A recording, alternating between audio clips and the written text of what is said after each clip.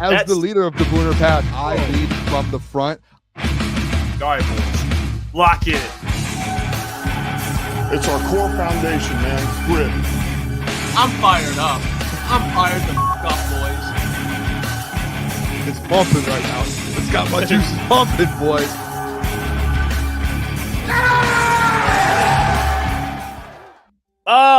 Welcome to Crunch Time Man's Sports back. with Jeff, Booner, Lucas. It is Thursday, December 19th. I am back. Return. I've been tested, just like the Lions are getting tested. I've been tested the last 2 days. Injuries, man.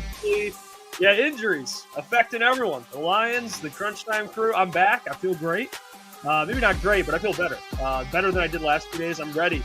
And we got lots to get to. I missed yesterday. I missed the doc. I'm upset about it. Love the doc. When he comes on, I tuned in. You guys did a great job, you two. Crushing it, just you two the last 2 days. Appreciate everyone for tuning in as well. I've seen the comments as well, so I appreciate everyone saying, hey, hope Jeff gets better. I am better. I'm back. R.I.P. Jeff. Hey, we got a game this week. We got a game this weekend, boys. Opportunity to get everything kind of back on track here. All right, you lost last weekend. Let's correct it. Let's beat the Bears. They look like garbage, and we got a lot of things to get. We got Penei Sewell. Penei Sewell, basically, he said a quote today. Shout out to Corey Woods, by the way, joins us every Monday. He got the quote, so big shout out to him. We'll play that in a little bit. But we got a lot to get to today, boys. How we feeling? Hey, I feel beautiful. As we get closer, it's Thursday. I have the next few days off of work. Like I actually, the other job that I have for Christmas. One thing, I took all these days off, forgot to take the Saturday off. So I have all these days off, work one day in the middle of every day I have off. But hey, it's Thursday, boys. It feels unbelievable. I'm starting to get a little more pumped up for the Lions again. The optimism's higher. Yeah. It rises. And it's like every person that talks in that building when it goes to like Dan all week, the players, and then today we get Ben and AG. Shout out Fip. But we get Ben and AG, and then it's like, all right, it's almost game time. I want the Lions to win by 1 million. People told me to stop saying Lions by 1 million. They feel like I'm jinxing it. It was really just one guy on Twitter. Lions by 1 million Sunday. Twitter world. Cannot wait. I'm pumped up. I'm starting to feel better. Yeah, I'm excited. No more fun now that Hefe's back, but happy to have you back, Jeff. No, obviously I'm kidding, but big game going on. We got some Thursday night games, so I know we won't be having as much people. We're still going to power through it, boys. But yeah, I'm excited. Like Booner said, every day that gets closer, it seems like a little bit more reason to be optimistic about the Detroit Lions. So I'm excited. Big show ahead, fellas. Yeah, I mean, let's be real. Okay, who's watching Chargers Broncos? Okay, let's be real. All right, if you're watching that out there. If you're a Detroit sports fan, you're watching that over Crunch Time Sports, you got a problem. Yeah, crazy, man. Good point. That's a crazy move if you're watching Chargers Broncos. It's crazy move. Pennywise, appreciate you thanks for the $5. Says miss trolling y'all boys, LOL. But can we please address the Mosley situation? Why is Vilder out there consistently? Also, Xavier Howard? ? I saw J.C. Jackson too. There's like a couple guys out there. No. I'm just saying what I saw. I'm not saying you. The Twitterverse. I've seen some names out there. Listen, I just got off the phone with a good friend of mine on the heavyweight show. Speak Easy, baby. I thought I was talking to Easy, and I guess he was on their show talking about Vildor and his impact. Listen, statistically and all these different things, like Easy was breaking it down. I guess Vildor isn't as bad as what people think, but he's not even close to Terrion. He's not even close to what Carlton is. You know what I mean? Like there's a big difference. The Mosley thing, this is where Booner Booner football comes into place. AG, and we're going to talk about it later in the show. AG talked about how they pick and choose who they're going to play in the secondary and how they go based off of how players are playing in practice that week. I fully, guys, and listen, you guys can correct me if I'm wrong. I'm not in the building every day. I'm not at practice every day. All I see is a couple plays here and there when Vildor gets beat, and it's like, what are we doing here? If Vildor is beating out Mosley in practice, I'd wonder what's going on with Mosley as well. I'm with you. Like, what's happening with Mosley? Because, like, he played 4 weeks ago, guys. He got snaps in the game 4 weeks ago. So he's just getting beat out at practice. That's all I think the story is with that one. It's just like situationally this, that. I think they just like Vildor. I don't know what it is. Maybe I don't know if he's as bad as we think he is. I don't know. Easy was making an argument that he's not as bad as Lions fans put him out to be, that he's just underwhelming, solid. Like he steps up and sometimes, but sometimes he does get beat, which makes it look a lot worse than it is. And it's easy to do that with players. Like it's easy to like, hey, he gave up a big play here and there. It's easy to pile on without looking at the other plays. Easy watches a lot of film, so I do trust him in a sense to that too. So I don't know.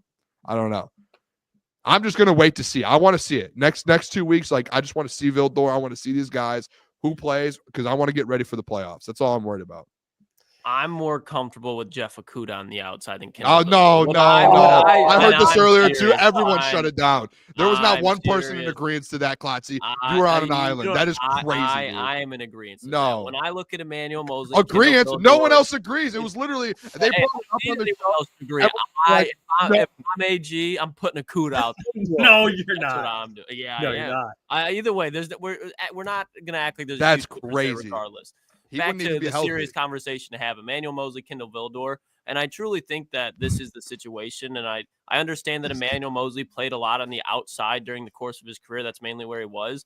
But, I mean, he's had 3 serious injuries. And I didn't see him, at least through training camp, play 1 rep on the outside. Not 1. He was strictly at the nickel spot. And with Amik Robertson there, he's not locking people down, but he's holding his own. And I think when you look at the athleticism that Amik has, obviously it's really hard for Emmanuel to replicate that. But I think as the season goes on, maybe we see Amik on the outside a little bit more, but I don't think they're comfortable with putting Emmanuel Mosley on the outside just because even at this point, I know I just said Jeff Iafrate I'd rather have out there than Kendall Vildor. I think Vildor would be able to play step for step with receivers more than Emmanuel Mosley at this point in his career. Like Emmanuel Mosley's great against the run. He's long, able to play man coverage, but not for that long. So you're not going to trust putting him on the outside. I think what Emmanuel would have to do is do what he was doing in training camp and fight out Amik Robertson for that nickel spot. But obviously, Meek's been training the whole regular season. He's not coming off an injury. Emmanuel Mosley obviously is. So I think that's what it's coming down to. I don't think Emmanuel Mosley has any business being on the outside. At least that's what it looked like through the course of training camp and so far. Yeah, I think that's honestly probably the correct take. Like you're looking at Emmanuel Mosley, he's only playing nickel, and you have Brian Branch, who's probably going to play more nickel, and you have Amik, who's playing nickel currently. So he's kind of battling for snaps at nickel. Outside probably doesn't suit him as much. I don't think it's anything wrong. I just think that's the reality. I mean, AG complimented him in his press conference. I mean, he said he's been battling out there. So, and I don't know. I'm curious as well with the Emmanuel Mosley stuff. I'm honestly the most excited, and I've said this before I was out, is Ife Melifonwu. I'm excited for him to get back because I think he gives this secondary a little more versatility where you can move guys around and if he can play in different spots, even though he's just coming off of injury. But that's a guy that they're going to have to throw him out there, and he's just going to have to make plays. I'm excited to see Ife. But hey, speaking of this narrative now with the Lions, we had this discussion Monday, and I told you guys that in my belief, there's a pulse with the Lions. That's about it, just a pulse. And you guys both disagreed. We had a good conversation about why you guys are more hopeful and more confident that they can still win the Super Bowl, and I'm a little more hesitant, and I don't have as much faith given the injuries. Well, Penei spoke to Corey. I have the audio here, and he had a message to Lions fans. So let's hear from the big fella on kind of what he had to say here. I'll just play the audio because it's only audio. But here's Penei Sewell. That's been going on. I mean, the real fans, they're gonna stick down or whatever, man. You know what I mean? That's why I don't really concern myself with the talk because the real ones know that we're gonna find a way at the end of the day. And if you want to keep questioning, then go ahead, just hop off. You see what happens. Talking to you, Jeff. He's talking straight to you. Yeah, he said, just hop off. Well, listen. I love this. Sorry. I do. I love this. I love this from Penei. I do. I think anytime you have a leader in your locker room, he should be saying this type of stuff, right? He should be speaking for the team and saying like, hey, if you're not with us, get out of here. I have no problem that he's saying this. I actually love it. Now, from like a fan's perspective, like I don't think it's bad to have like some questions regarding, hey, I mean, you lose all these important players. Do you still have as much faith? Like I don't. But I'm not going to like go at Penei or say he's wrong. Like I think that's the right approach. Like Penei's like a pillar of the franchise. Like what else is he supposed to say? Like, yeah, if you guys lose faith, it's okay. Like we'll be all right. Like no, Penei should be like, hey, You either are with us or you're against us. Like I don't mind that. And what But, are you, Jeff? You We know where Jeff is. But it doesn't apply to me because I'm not in the locker room. I'm not a player. Hey, I'm not a this player. is no, it doesn't. And hey, I agree, Jeff, because we talked about it before the show a little bit because we had this conversation with some people who try to be like, hey, they're done. They're not going to win this, that. And then when they start winning again or something good starts happening, they're like, oh, I knew they were going to go win a Super Bowl. They're so good again. That's the problem that I have. It's, hey, and Jeff, you're good at this. And we talk about, hey, what's the word I'm looking for? Accountability. It's good to have accountability. Those people I just want to see over the next few weeks because I had conversations today about the defense. How good can they be? I'm in belief, even with the injuries, I think AG is able, and we're going to have this defensive conversations later, but I think AG is going to be able to put just a competent defense in place. And when competent, I don't mean what they're doing right now and what they've been doing the last 10 weeks, but competent in the fact of, hey, they're going to be able to find ways to win games. And Penei is right to a point to where it's like, hey, if you want to hop off, go ahead and hop off. But listen, train's moving forward. Train is moving forward, Jeff Iafrate, and it's with you or without you. It's with these people or without these people. But there's no stopping. You lose 22 guys on the IR. Guess what? You can't call Roger Goodell. Hey, Roger, season's over. Shut the NFL down until next year until we get our guys back. No, you're 12-2. Find a way to keep moving. In the media for us, Jeff. Yes, you're on that side that you think, hey, that might have just ended the season. I'm on this side where it's, hey, I still believe there's a way to not scrap the season, take pieces and kind of move forward. So shout out Penei for kind of being a real one there. I love it. He's the heart. He's the heart and soul. You know, I don't mind him. I don't mind him saying that. Hey, by the way, they might get some reinforcements too, Klotz. Yeah, they might get some reinforcements. They might. David Montgomery, reports are indicating he might have avoided season-ending surgery. He could return for the postseason. Now, let's break this down a little bit. Right. What does return for the postseason mean? Let's really think about that. What does that mean? Okay? Because when you see return for the postseason, you're like, hell yeah, he's back in 3 weeks. No, he's not. He's probably back right around. He's probably on Carlton Davis's timeline. I think Carlton Davis, correct me if I'm wrong, Boone, I think he's NFC championship at least. Can we just, all right, can we get this Carlton Davis thing out of the way real quick? I don't think Carlton Davis is returning. Okay, well, there you go. Even if he does return, the man broke his jaw. What does he have? When you break your jaw, you have to eat smoothies and like you can't eat hard food. Like, your jaw. What is he going to lose 60 pounds? Like he's not going to be able to really work out. Like what is he to come back and just like be in it? I just don't think the Carlton's realistic. I think D-Mont's the most realistic. Personally, I'm sorry to be a downer. I'm sorry. That was I think it's good insight. I mean, you see what I'm saying with that? Yeah. I mean, I agree with both. Yeah, I don't think Carlton returns this year, like you said, Boone. David Montgomery, I could see returning. It's not going to be in the regular season. Obviously, won't be in the wild card. Maybe you get him back divisional round. And me and Booner were kind of talking about it while you were gone, Jeff. Like, yeah, David Montgomery might not be 100%. We'll call it, for lack of just for the sake of the conversation, 60% David Montgomery. I'm taking that over Clyde Edwards-Helaire, who people want in. I'm taking that over Ezekiel Elliott. Like, there's tons of backs who would be on this roster because of injury reasons. But if you keep David Montgomery healthy, he's at 67% into the postseason.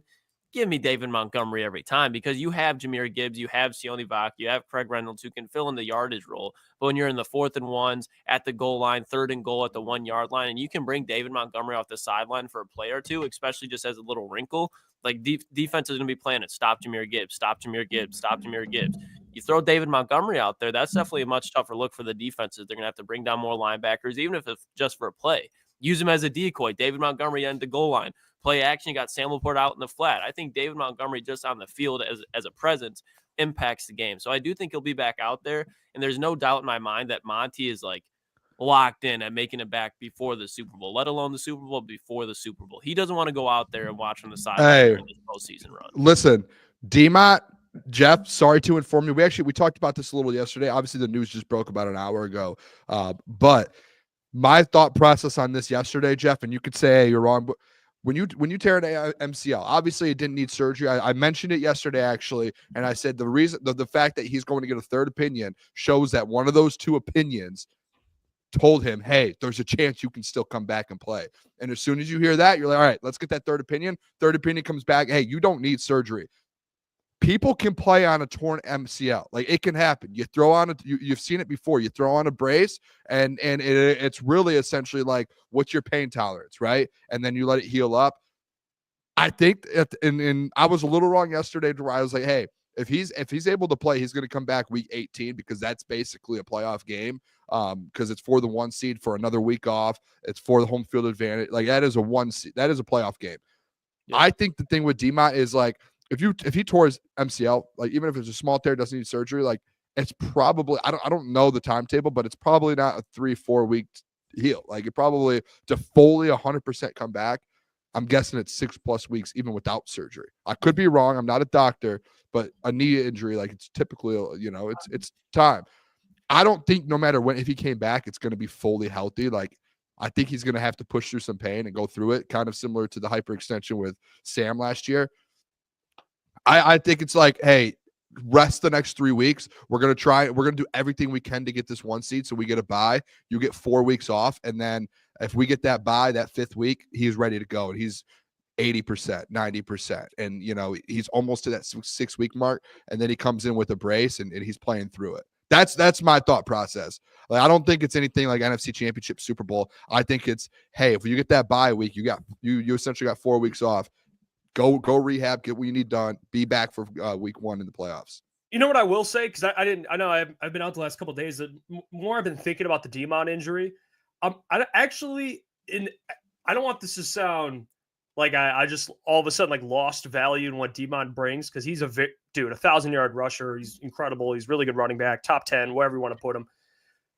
But I actually am confident that with Jameer still, and then if they throw in like Craig Reynolds, maybe we'll get to see some Jamar, maybe some Vaki, that they can kind of substitute his production. Like, I don't think missing Monty isn't nearly as a big deal as missing guys on the defensive side of the ball, which I'm curious what AG does. But I'm not up in arms freaking out about the Monty thing. Now he'll come back, which is huge. You want him back for the Super Bowl, like short yardage situations.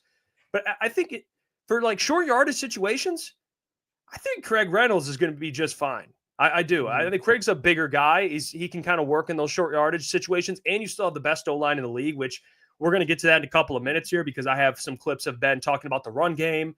Of course, him talking about his potential head coaching opportunities he may take in the future. But I think Craig can fill in that role pretty solid. I'm not going to lie. I don't know if that sounds crazy or not, but for the short time here, I'm not worried. I think Jameer is more than he's ready to be RB1. And Craig, I think, in short yardage situations and at times he can make a couple plays. I've seen him catch balls out of the backfield as well. Like, I don't think Craig is a slouch. So I'm not as upset about the DMOT, not to like discredit what he is as a player. Obviously, you're downgrading, but it's not as nearly as big as the defensive injuries. Like, I think too, like with Craig, like we saw Craig, I brought up the stats a couple of days ago of Craig, like he's had 40, 50-yard games where he's averaged 5 yards a carry because of the offensive line. Like it essentially, like, I'm not saying it has anything to, like, I think D-Mot's one of the top 10 back in the league, top 15 when he's healthy. But like you saw like when you have an offensive line the way you do, like remember Jamal Williams here in Detroit. And then you saw him when he goes to the Saints, like just nothing. And you saw him when he was with the Packers, like not as, and then here in Detroit. So like, when you're behind this own line, like you're going to be able to do something. You're going to have opportunities. I'm excited to see Craig. Obviously, I think Craig can hold it down. The names that have been getting thrown around, like Vaki's going to get opportunities. Like, he's going to get touches. If D-Mot's not good the next 3 weeks, Vaki will get touches over the next 3 weeks. And I think he's going to, like, he's a guy who's taken advantage of a ton of opportunities, just like in his football career, even when he was at Utah. And then Jamar Jefferson, boys. I don't remember him in the preseason and training camp. Yeah, he's shifty and he's a power back, and that man he has big plays.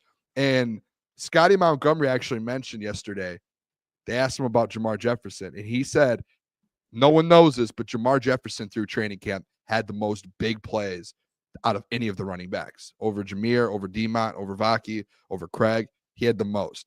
And he's been sitting on the practice squad for 3 years now.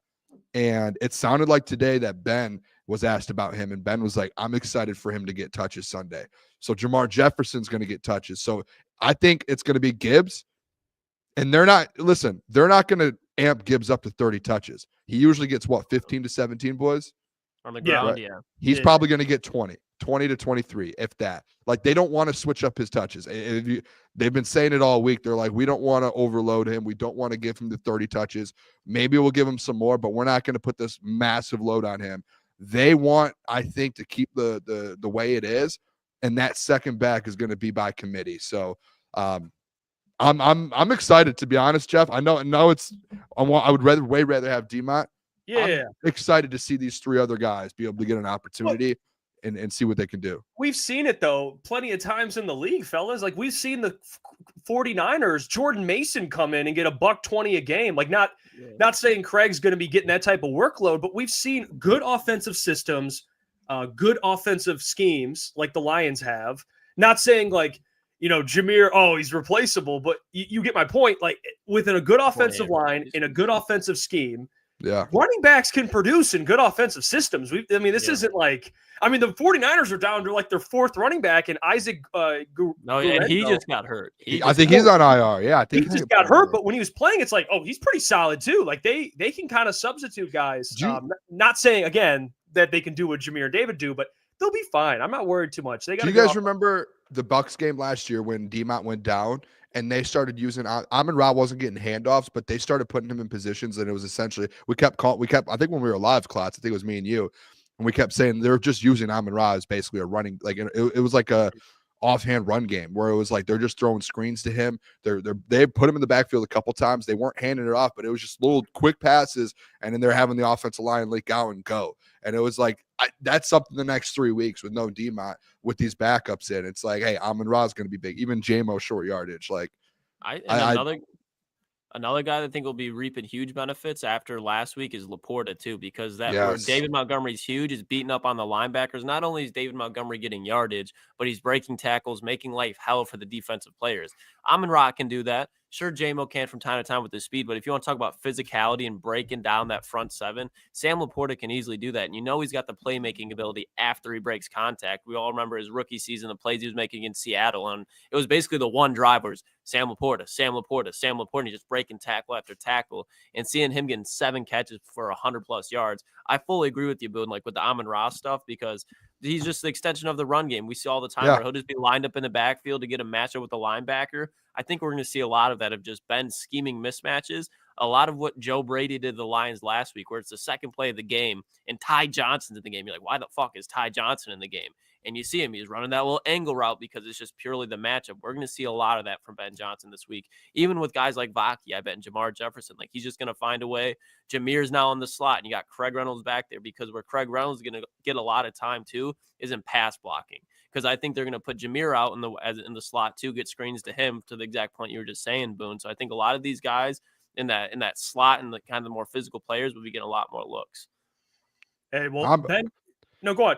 I would say, think of Amon-Ra is about to have a big stretch of football here. Him and Sam Laporta. Like I mentioned it a couple weeks. Sam, 2 TDs against the Bears, playing him again. Yeah, and I mentioned it last week, and it happened. He ended up having this big game, but like last week I had mentioned, like eventually Sam Laporta is going to start getting involved. Like his injury that was hurting him, the hamstring throughout the whole year, and like just getting beat up. Eventually he was going to start feeling better, and like his body's going to catch, like everything's going to be fine. And it felt like last week was that week, or even the Bears week. Like they went at him, it was only couple yards, but then like you follow it up, the Green Bay, and then this last week, and he looked very good. Like we haven't seen Sam Laporta like he was last week, like the mobility, him being able to yards after a catch, which last year he was so good at. That was like vintage Sam Laporta on Sunday. And when I mentioned it last week, I said when he has one of those games, like watch out, because now he's like comfortable again. He's healthy. He feels good. They know how to get him the rock, and it's like that is an all-pro weapon. You lose one, but you're getting another basically in Sam Laporta now, which is huge. I see Pennywise says, did they put Vaki at safety, or is that not true? Well, is this like we have Travis Hunter at home situation where we have like, we have Sione Vaki playing some safety, playing a little running back. He's, maybe that'd be gets like an interception and like a rushing touchdown in one game or something, does something crazy. Like Taysom Hill. Yeah, play him a little everywhere. I don't know. I'm curious about that too. That's why I would lean more Craig. I think they do a little Vaki at running back, but they probably like to keep him as depth on defense. I don't know what they do. Maybe he plays both. I don't know. Maybe they need him on. He plays special teams, obviously. But I don't think you need Vaki at safety if he's coming back. No. If he's coming back, you're Brandon Joseph. Like you'd probably put a Meek back there at safety or Vildor before you put Vaki back there, because I'm sure he's repped some defense. But I mean, just going and be like, hey, Vaki, Travis Hunter play Light. safety in the NFL. Like, I understand he was good in college, but Pac-12 NFL, there's a difference, especially when you haven't played it at all. By the way, boys, NFL too. Hey, Germ coming back too. Like that's like, they need Germ bad. Linebacker room, dude. I'm just like today. I tweeted it out. I was like, hey, maybe the football gods are starting to hop back on the bandwagon because we got Germ back, Iffy's back, D-Mont news. Like things are a little. Hey, it's starting to look a little positive here. Like any help is good, and Germ is like. I agree with that. I like Germ too. He brings some energy. I like that. That's a good piece to have. Special teams guy too. Yeah, special teams captain, all pro. Yeah. It's like, oh, you guys are getting screwed. Here's Germ. And you're like, all right, cool. Hell yeah. Germ, hell yeah. Here's Germ. I don't disrespect Germ. Come on. No. That felt disrespectful. Chill. That felt you don't ever disrespect Jalen Reeves Maven. I'm excited to see Germ. Very fine player. Very fine captain. That's what he is. It's all right. Hey, I'll give you a break. You've been sick for a couple days. Like brain's not working right. I've been watching Germ film the last 2 days, so I'm dialed in. I absolutely dialed in.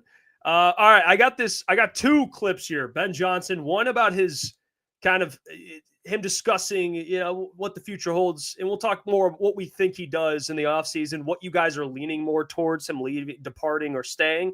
And then I also have him talking about the run game. We'll talk about the run game, of course, kind of against the Chicago Bears, and can they get back on track? Because he did talk about it. But here's the first clip of Ben Johnson today, speaking to the media. I came up from Chicago. What did you learn in the last 2 years about your name coming up in coaching searches that has informed the way you kind of try to compartmentalize it this year? Yeah, I'd say I'm much more prepared than I was the last 2 years. The local media has been very gracious on me this year by not bringing it up all year long. Yeah, there you go. And so, last couple of years, getting thrown into the coordinator role, things get on you fast, and you don't really have time to think about the future a whole lot. Now that I've been through the ringer a couple times, had some interviews, I certainly do feel more prepared just from a big picture standpoint. But right now, I mean, we got 3 games left in the regular season, going into the postseason. And honestly, this is why I'm here. This is why I wanted to be here. I have an obligation to the people in the building to be right where my feet are. And when I walk in and I see the coaches staying long nights and working as hard as they're doing, and I come in and I see the guys, the players in the meeting room and on the practice field attacking each day like they are, that it's hard for my mind to wander much beyond what we're doing in the here and now. Just to indulge one more on that. What subject's that? We know you're extremely happy with your job, obviously. Do you still want to be a head coach one day, and what would you be looking for if the chance comes? Yeah, I'd say this. I think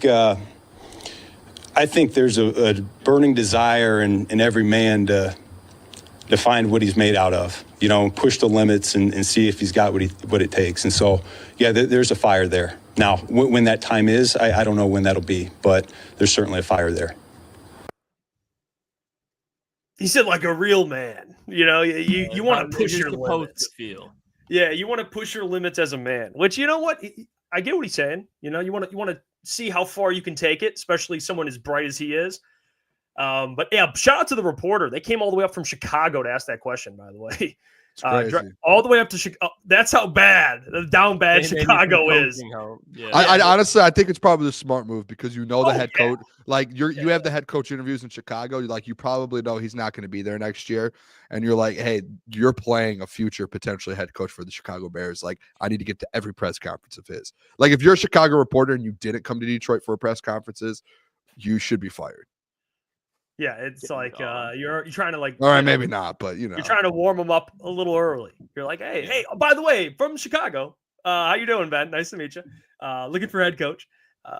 Can I get your thoughts on whatever, being a head coach? And I think his answer, to be honest, guys, sounds like he's learned a lot from last year. Obviously, he's a guy that every year he's like he's maturing as like a coach and getting comfortable. But it sounds he kind of has like a similar answer. It's more like, hey, deja vu, baby. yeah, like it That's all it doesn't is. sound like Ben. Like I know he's progressing as a coach, but like in terms of hearing this clip and being like, oh yeah, he's gone. Like I don't know. Like Can I make a statement? I don't know. Go ahead. The Detroit Lions don't win a Super Bowl. Ben Johnson will be back with the Detroit Lions next year. He's not the only one. He will be. Because listen, this is like, if they don't win a Super Bowl, like Ben Johnson, if he didn't take a job 2 years ago, if he didn't take a job last year, he could have had a head coach. He could have been a head coach in this league for 3 years now. He wants to win a Super Bowl in Detroit. And they're like, I think that's the bottom line. Like he like, and you can see it here with him. He's like, listen, like I'm here. I could almost guarantee you, like, he's had thoughts of him becoming a head coach, and I think he's trying to develop. And he sits down with Dan, and they go over scenarios. Dan's already said it. They go over scenarios as a head coach, and they're learning.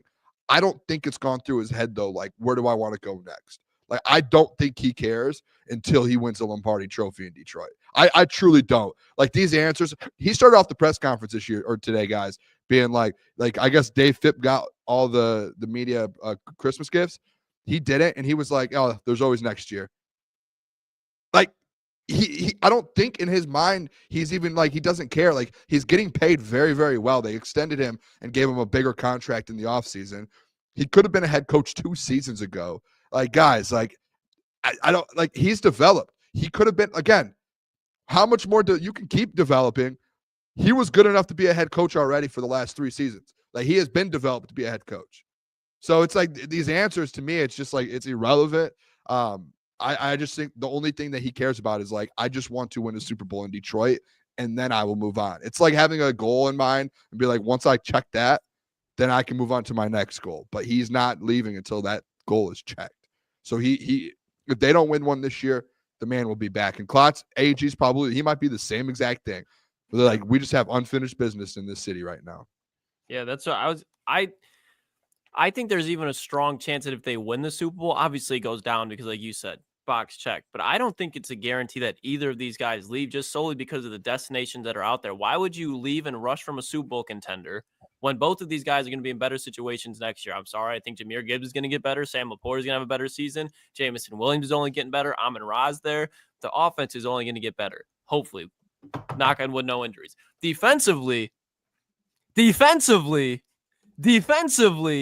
team can literally only get better. Aaron Glenn has not had a season, and I think this is why I think Aaron Glenn, we can all agree, the three of us, one of the better defensive coordinators in the NFL. But he has yet, even into this season, has yet to have one of the best defensive rosters, one of the best playmakers. He added Nate Hudson, gone within the first 5 weeks of the season. There's no way that I could take it seriously where it's like people saying all this about Ben Johnson, where it's like, well, Ben Johnson can come back. He doesn't have a good destination to go to. He can still go win a Super Bowl. Everything that people say about Ben Johnson applies to Aaron Glenn. And I'm not saying that you guys are, but I feel like at some points it's almost disrespectful to Aaron Glenn that people are like, oh, he'll take any job that's given to him. It's like, why? Because he's a defensive head coach. Like, if you go back and you look at defensive head coaches that have been around the NFL, they leave after they win with talent. Aaron Glenn has been stressing at putting a unit together. There's no doubt in my mind that, one, he wants to win a Super Bowl with his team, but he wants to prove to everybody in the NFL that he is the best defensive coordinator in the NFL, and he has yet to do so. So I think the job opportunities have been less for Aaron Glenn, but it's because he hasn't had the pieces on the defensive side of the ball that Ben Johnson has on offense. So I do not think Aaron Glenn's going to be leaving. I do not think Ben Johnson's going to be leaving. If they win the Super Bowl, absolutely chances go down. But even after that, these guys are going to be getting head coaching looks next year, especially for Aaron Glenn. If he goes out and puts together elite defenses, they're only going to be better. I think all these guys are going to have better opportunities and the same amount of looks following next season, Super Bowl or not. So why rush to go get a job when they're going to be there next year? Like, I think that, okay, so this is where I'm like struggling, because you guys make great points. Okay, you guys make very fine points. I think the thing that I it really, to me, isn't it about maybe partially, like, yeah, if they win the Super Bowl and if they fall short, maybe that entices them to come back another year. I think it's more so the jobs that are available. And I don't even know if the jobs that are going to be open are like the most enticing. I know we talked about the Bengals job for a little bit, and I was a little iffy on that one. I don't know if the jobs that are going to be open this offseason are like great jobs, to be honest with you guys. I think that's just like the best argument is like, what job, like the Jags, the Jets, the Saints. The Like Saints? when people bring up the Saints and the Jets with Aaron Glenn, it's like, I understand that he played there, but if you're Aaron Glenn, like those are both just dumpster fire organizations. New Orleans is they're going to have tough the least jobs. amount of cap space in the NFL. They'll have a high pick, but Alvin Kamara just went on season-ending injury. He'll come back next year. No guarantee he's going to be playing at that level for much longer. You got to get a quarterback. Chris Olave's had like 5-6 concussions already in his career, and the defensive stars that they have, Tyrann Mathieu, Cam Jordan, they just trade away Marshawn Lattimore, and Demario Davis are old. So that, like, I understand that the connection can be made there, but if you're Aaron Glenn, realistically, that's a terrible situation. You're going to be at the bottom of that division, even in a division with Bryce Young. You're going to be the bottom of that division. You go to the Jets, same thing. Aaron Rodgers isn't going to be there for much longer. Devontae Adams. You can stay for another year, build a better team, and there, I can promise you, at some point next season, there will be better situations than the Saints. And the Jets but Klotz, this is where it goes wrong a little bit. And like we all said the same thing at the end of last year. And you're like, well, I promise you there will be another better situation next year. Like we said the exact.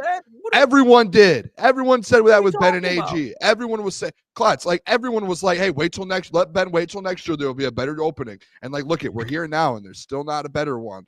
And it's like, hey, wait till the end of the season, see what opens up. There's going to be some surprise ones. The thing with the Saints too, it's like, I think there is a difference too. Like, I agree with you guys on. Like, I'm with you.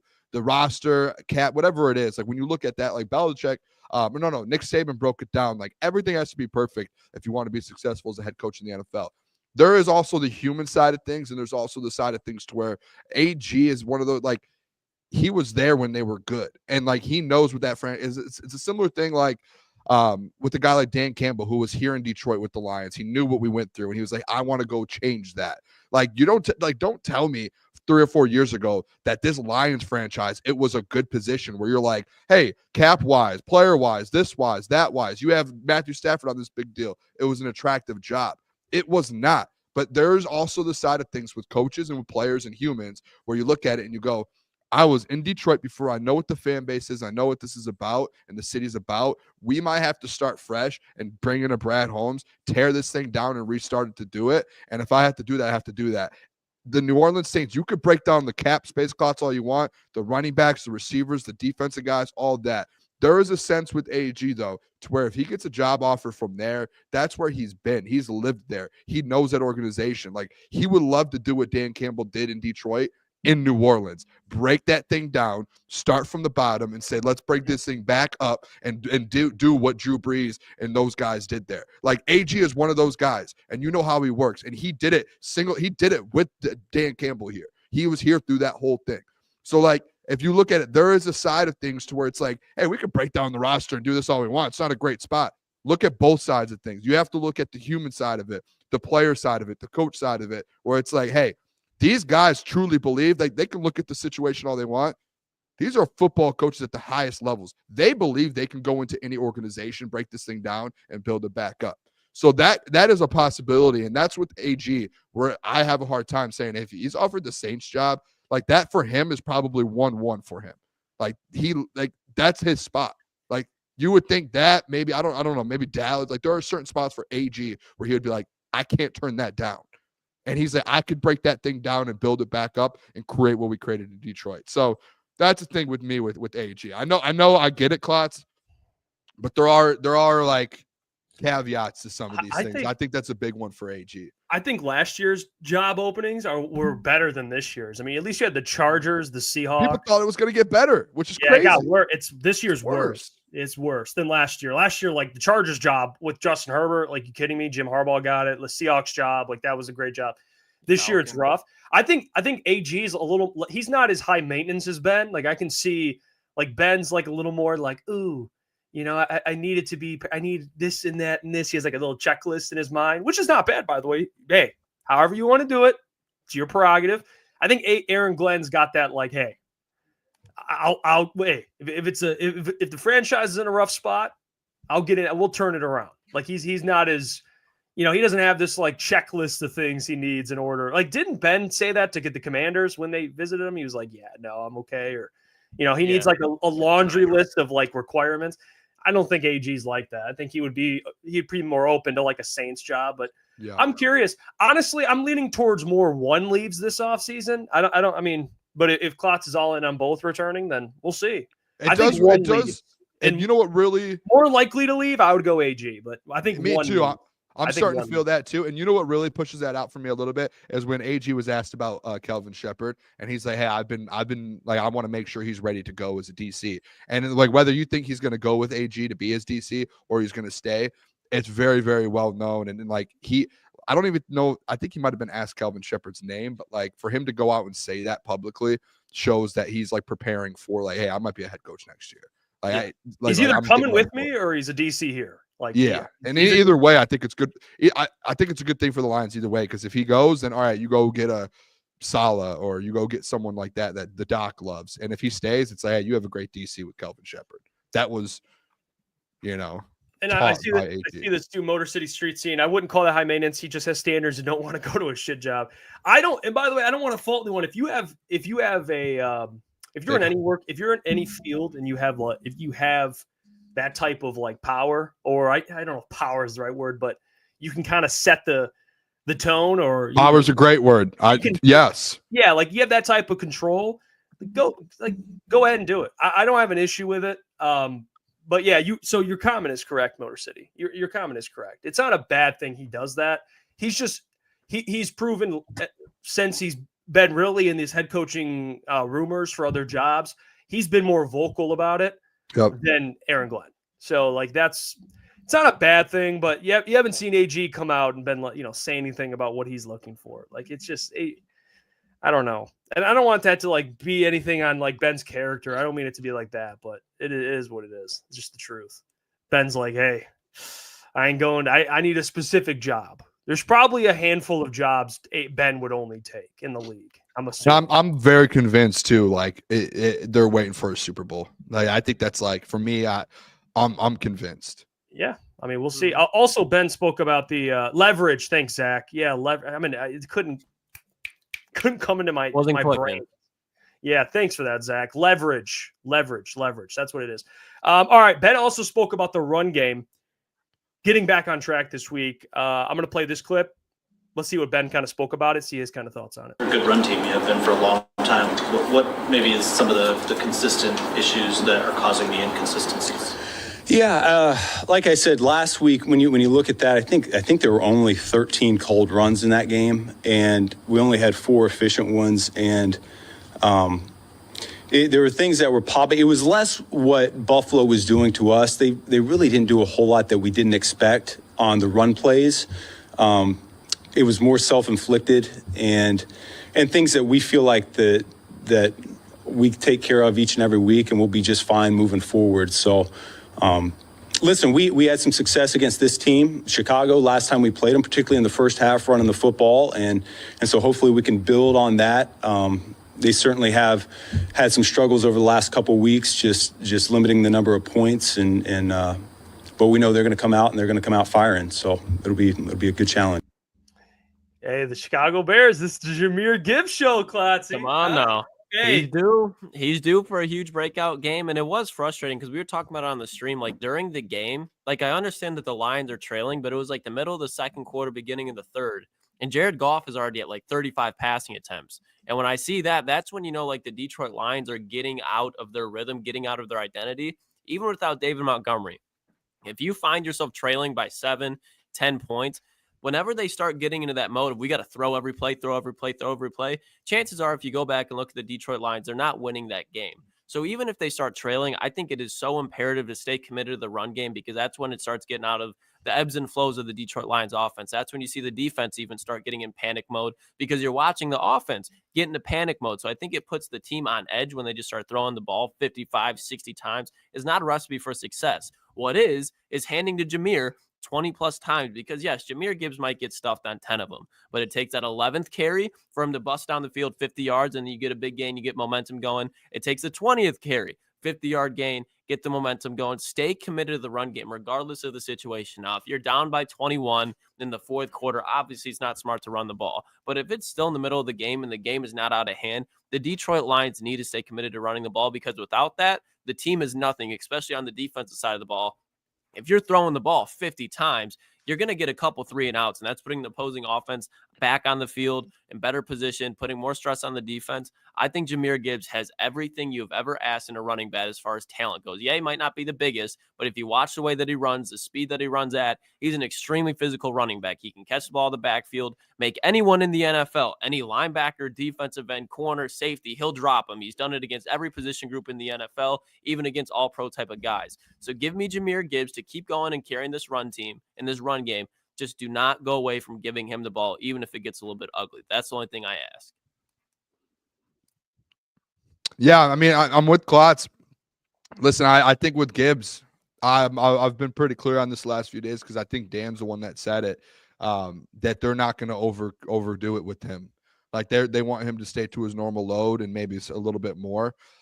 So he doesn't get, you don't want the injuries to happen. Like you can't afford an injury with Jahmyr Gibbs, especially through the playoffs. So like, as much as fans and Klotz, like everyone's like, hey, let's get this man more touches. It's like, you still have to make sure you're pretty smart with how you're getting him touches. And like, it might only be a handful of more touches, but you're still sitting there and you're like, hey, can I pull this up for you guys too? Cause like the run game, I don't know if anyone saw this. I saw this today. Jeremy Reisman, he had posted it, and I think this is fair, because Jeff, was it you that had questioned a little bit? I tweeted something out Monday, and now everyone's talking about it. Yeah. So like, it is interesting as you start to break it down, and you heard Ben there say, like, listen, there has been an issue, and it's really because, like, typically you're relying on this offensive line, and if one of those guys or two of those guys are missing blocks, struggling, like, it changes a lot, because you're used to being so elite. Like, you're used to being at 5 yards per carry, to where if one guy slips up, you just go down quick to 4, 3, 4. Like, and that's like, for this Lions expectations, that's bad. Like, that's not good. So like, you see it here, yards, and I look over here on this right column here, yards per carry allowed versus the Lions. That one and the second one, like, usually the average versus opponents compared to what the Lions did versus opponents. So you see, like, it was a lot of green here to start, right? Mm-hmm. Once you get to this Packers week, they allow 4.2 yards per carry. We only had 3.9. Texans 4.3. We only had 3.3. Jags 4.4. We only had 4.6. 4.5. 4.2. The Bears obviously dominated the Bears with how bad they are, and then the Packers again 4.2 to 3.3, 4.7 to 3.2. So you see these final 7 weeks, or these last 7 weeks, 5 of the 7. You're under the average that teams are holding their team to. So you're below average in the NFL yards per carry. Like that's not good. Like, so like it is an issue. And Jeff, you brought it up. I mean, I think you even brought it up last week to us, and you had mentioned like, this is something, and I kind of pushed back on you. But as you look at it like that, it's like, yeah, this is a problem. And I don't know, it's not the running backs. This offensive line, like, you rely on them a lot. And if some of those guys aren't playing to that level, that's a big problem. So I think that's something Ben said today, that he's like, they're emphasizing this week. It's like, hey, we have to get back to where we were, and we let that slip the last 5 or 6 weeks. We have to get back to who we are as an offensive line, because that, like, you're not going to win playoff games if you're not running the ball. Mm-hmm. You just won't.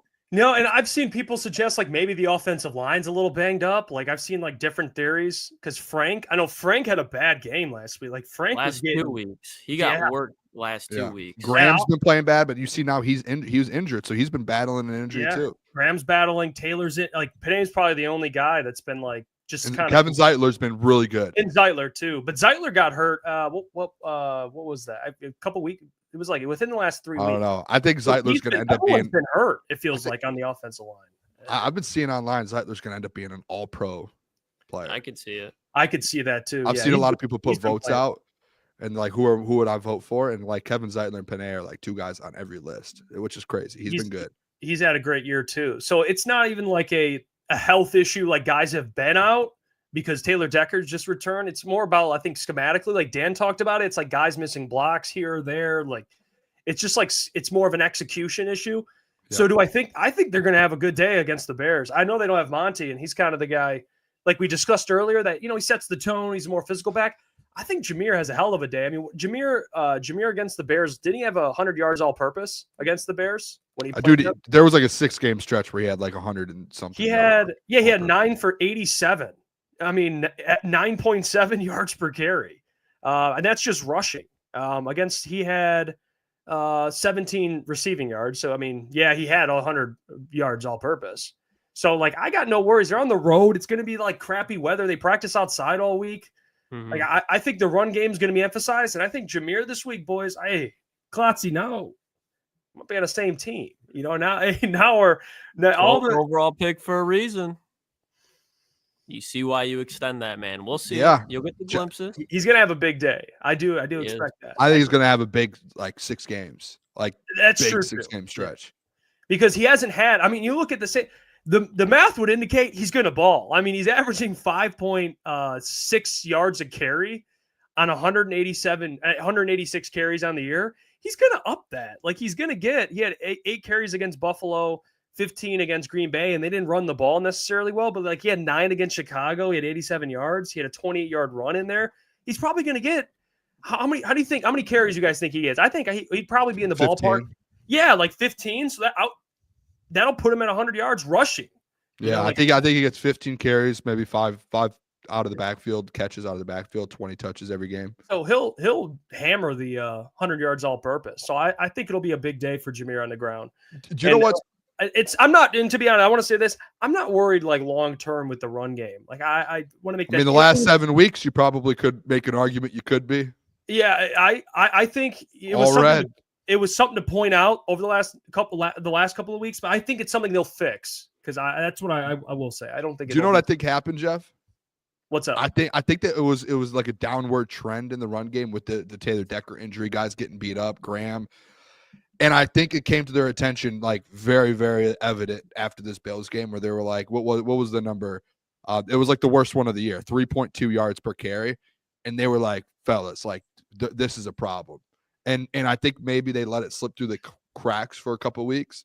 And then it was eye-opening on Sunday when they couldn't get the run game going and you had to throw it 50 times and you were like, yeah, this is a problem, boys. Like we need to get the like offensive line, like, hey, we got to lock this thing in. Like we know how good you guys can be. This isn't what you guys are. Whether you're hurt or not, if you're hurt, we need to get someone in there who can play, but we can't have 3.2 yards to carry again. So I Jeff, I'm with you. I think that, and it only gets better. And you know what? I said it while you're out, Jeff. As a whole, I think as dumb as it sounds, like getting the injuries that you ran into on Sunday, I think it was like if there was a time to do it, it was before this Bears game. Because you're going to build a lot of confidence in this Bears game, and you're going to have an opportunity to really do that. So like I do think that this is a game where it's like, okay, we don't have those guys now. Let's build the rush defense, the rush offense, like build, like have a big game this Sunday. Offensive line, like get your confidence back here. What's that one video? I think I got my swagger back. Yeah, actually, that was with De La Salle. Actually, De La Salle, yeah. Yep.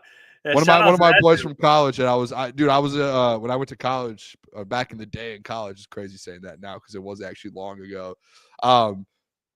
He was on that team, and in the videos there, I had a dorm room, and there was like a mini apartment with 8 of us in there. And one of the guys, he went to De La Salle. He was in that video. He was on that team. Yeah, I think it was in the video too. I think they went out and blew out that opponent. I think my brother went to school at De La Salle. He was like, yeah, they destroyed that opponent after De La Salle, dude, they were, I don't know if they still are good. They were so good. One of the guys on our Saginaw team, he was their quarterback for a couple years. It was just some good teams, man. Well, they're going to need their confidence this weekend on defense for sure. Transition. Not that the Bears are world beaters, but you saw in the second half last time they played, we were watching live. And, at the end there, the Lions, hey, it happens in the NFL. You get a little lucky. Shit happens, but the offense for the Bears definitely found some life in the second half. AG, he spoke about the, their 12-2 chill out narrative. Let's hear that clip, and then we'll get into him talking about more of the secondary. But here's AG. Outside world was the sky's falling, kind of that type of deal. But how have you approached it, man? Have you got 12-2. We're 12-2, and the sky's falling. We're going to the playoffs. We're in the dance. We're in the tournament. Why in the hell is the sky falling for us? What do we have to sit back and be sad? Me up, we leave that for AG. you guys. We let you guys do that. Our job is to go play football. And that's what we're going to continue to do. All right? We lost one game. Well, 2 games. We lost 2 games. We have a chance to win out, all right, and accomplish everything that we want to accomplish. So why should we sit back and wallow and think the sky's falling? It's dumb. Just to follow up on that, you are losing Aleem McNeil in the middle. That's probably why people think the sky is falling. How big of a challenge is that? Not just him, but all the other pieces that are gone. Listen, we've said this from the next guy's got to come up and play, right? That's the reason why they're here. And I've said this also. I'm not going to disrespect any of the players that we have here because they work their ass off just like everybody else. And I hope you guys don't do that also, all right? Because they deserve a chance to go out there and play whenever their time is to go play. Our personnel department does a really good job of finding guys that fit who we are, and we're going to put them on the field and we're going to play. All right. Don't disrespect that, man. Hey, don't disrespect those players, Jeff. AG, the Morgan Freeman comment got me dead during that. But yeah, he really does have command of the room, dude. He does. Dude. I mean, there's no questioning what he would do in a locker room. He's a hell of a coach. But I think his response, he had the perfect response to like the well, what happens? You know, Aleem goes down. He's like, you better not disrespect the players that prepare behind those guys. I'm like, damn, yeah. I get that. Hey, that from a coach, that's what players want to hear. That's what Pat O'Connor and those guys want to hear. Like they want to hear AG be like, hey, Pat O'Connor can play now. You know, these guys can play. So like I got AG. He knows how to get people fired up. He does. And he controls. Someone said he controls the room. He does. He does, dude. He's going to be a great head coach. Owns the room. Yeah. Like you could tell silence in the room when he's like addressing stuff like that. It's like he's going to be an elite head coach. Can I say this, Jeff? And this is Trust Circle. This is me. We're later in the week. We're getting closer to the game time. We're getting farther away from losing the guys, the injuries, all of that. I want to say this, Jeff, with these players, because he made a good point. Like, hey, don't disrespect these other guys. You know who brought these guys in that are behind him, right? Brad Holmes. Yep. Just like and you know who's brought these guys up, who's developed these guys, who's worked with these guys, just like with guys like Aleem McNeil, just like with different guys who have blossomed in this defense. AG, Dan Campbell. Yep. So there's a sense, fellas, and this is just me. You guys don't have to believe this. The chat, you guys don't have to be on my side with this. I really do not care. There is a sense with these guys that's next man up, or once Germ comes back, and if Derek Barnes and Anzo comes back, to where you start seeing other guys fill in. You see the Vildors. I'm trying to think of who else hops in if he come back. Yep.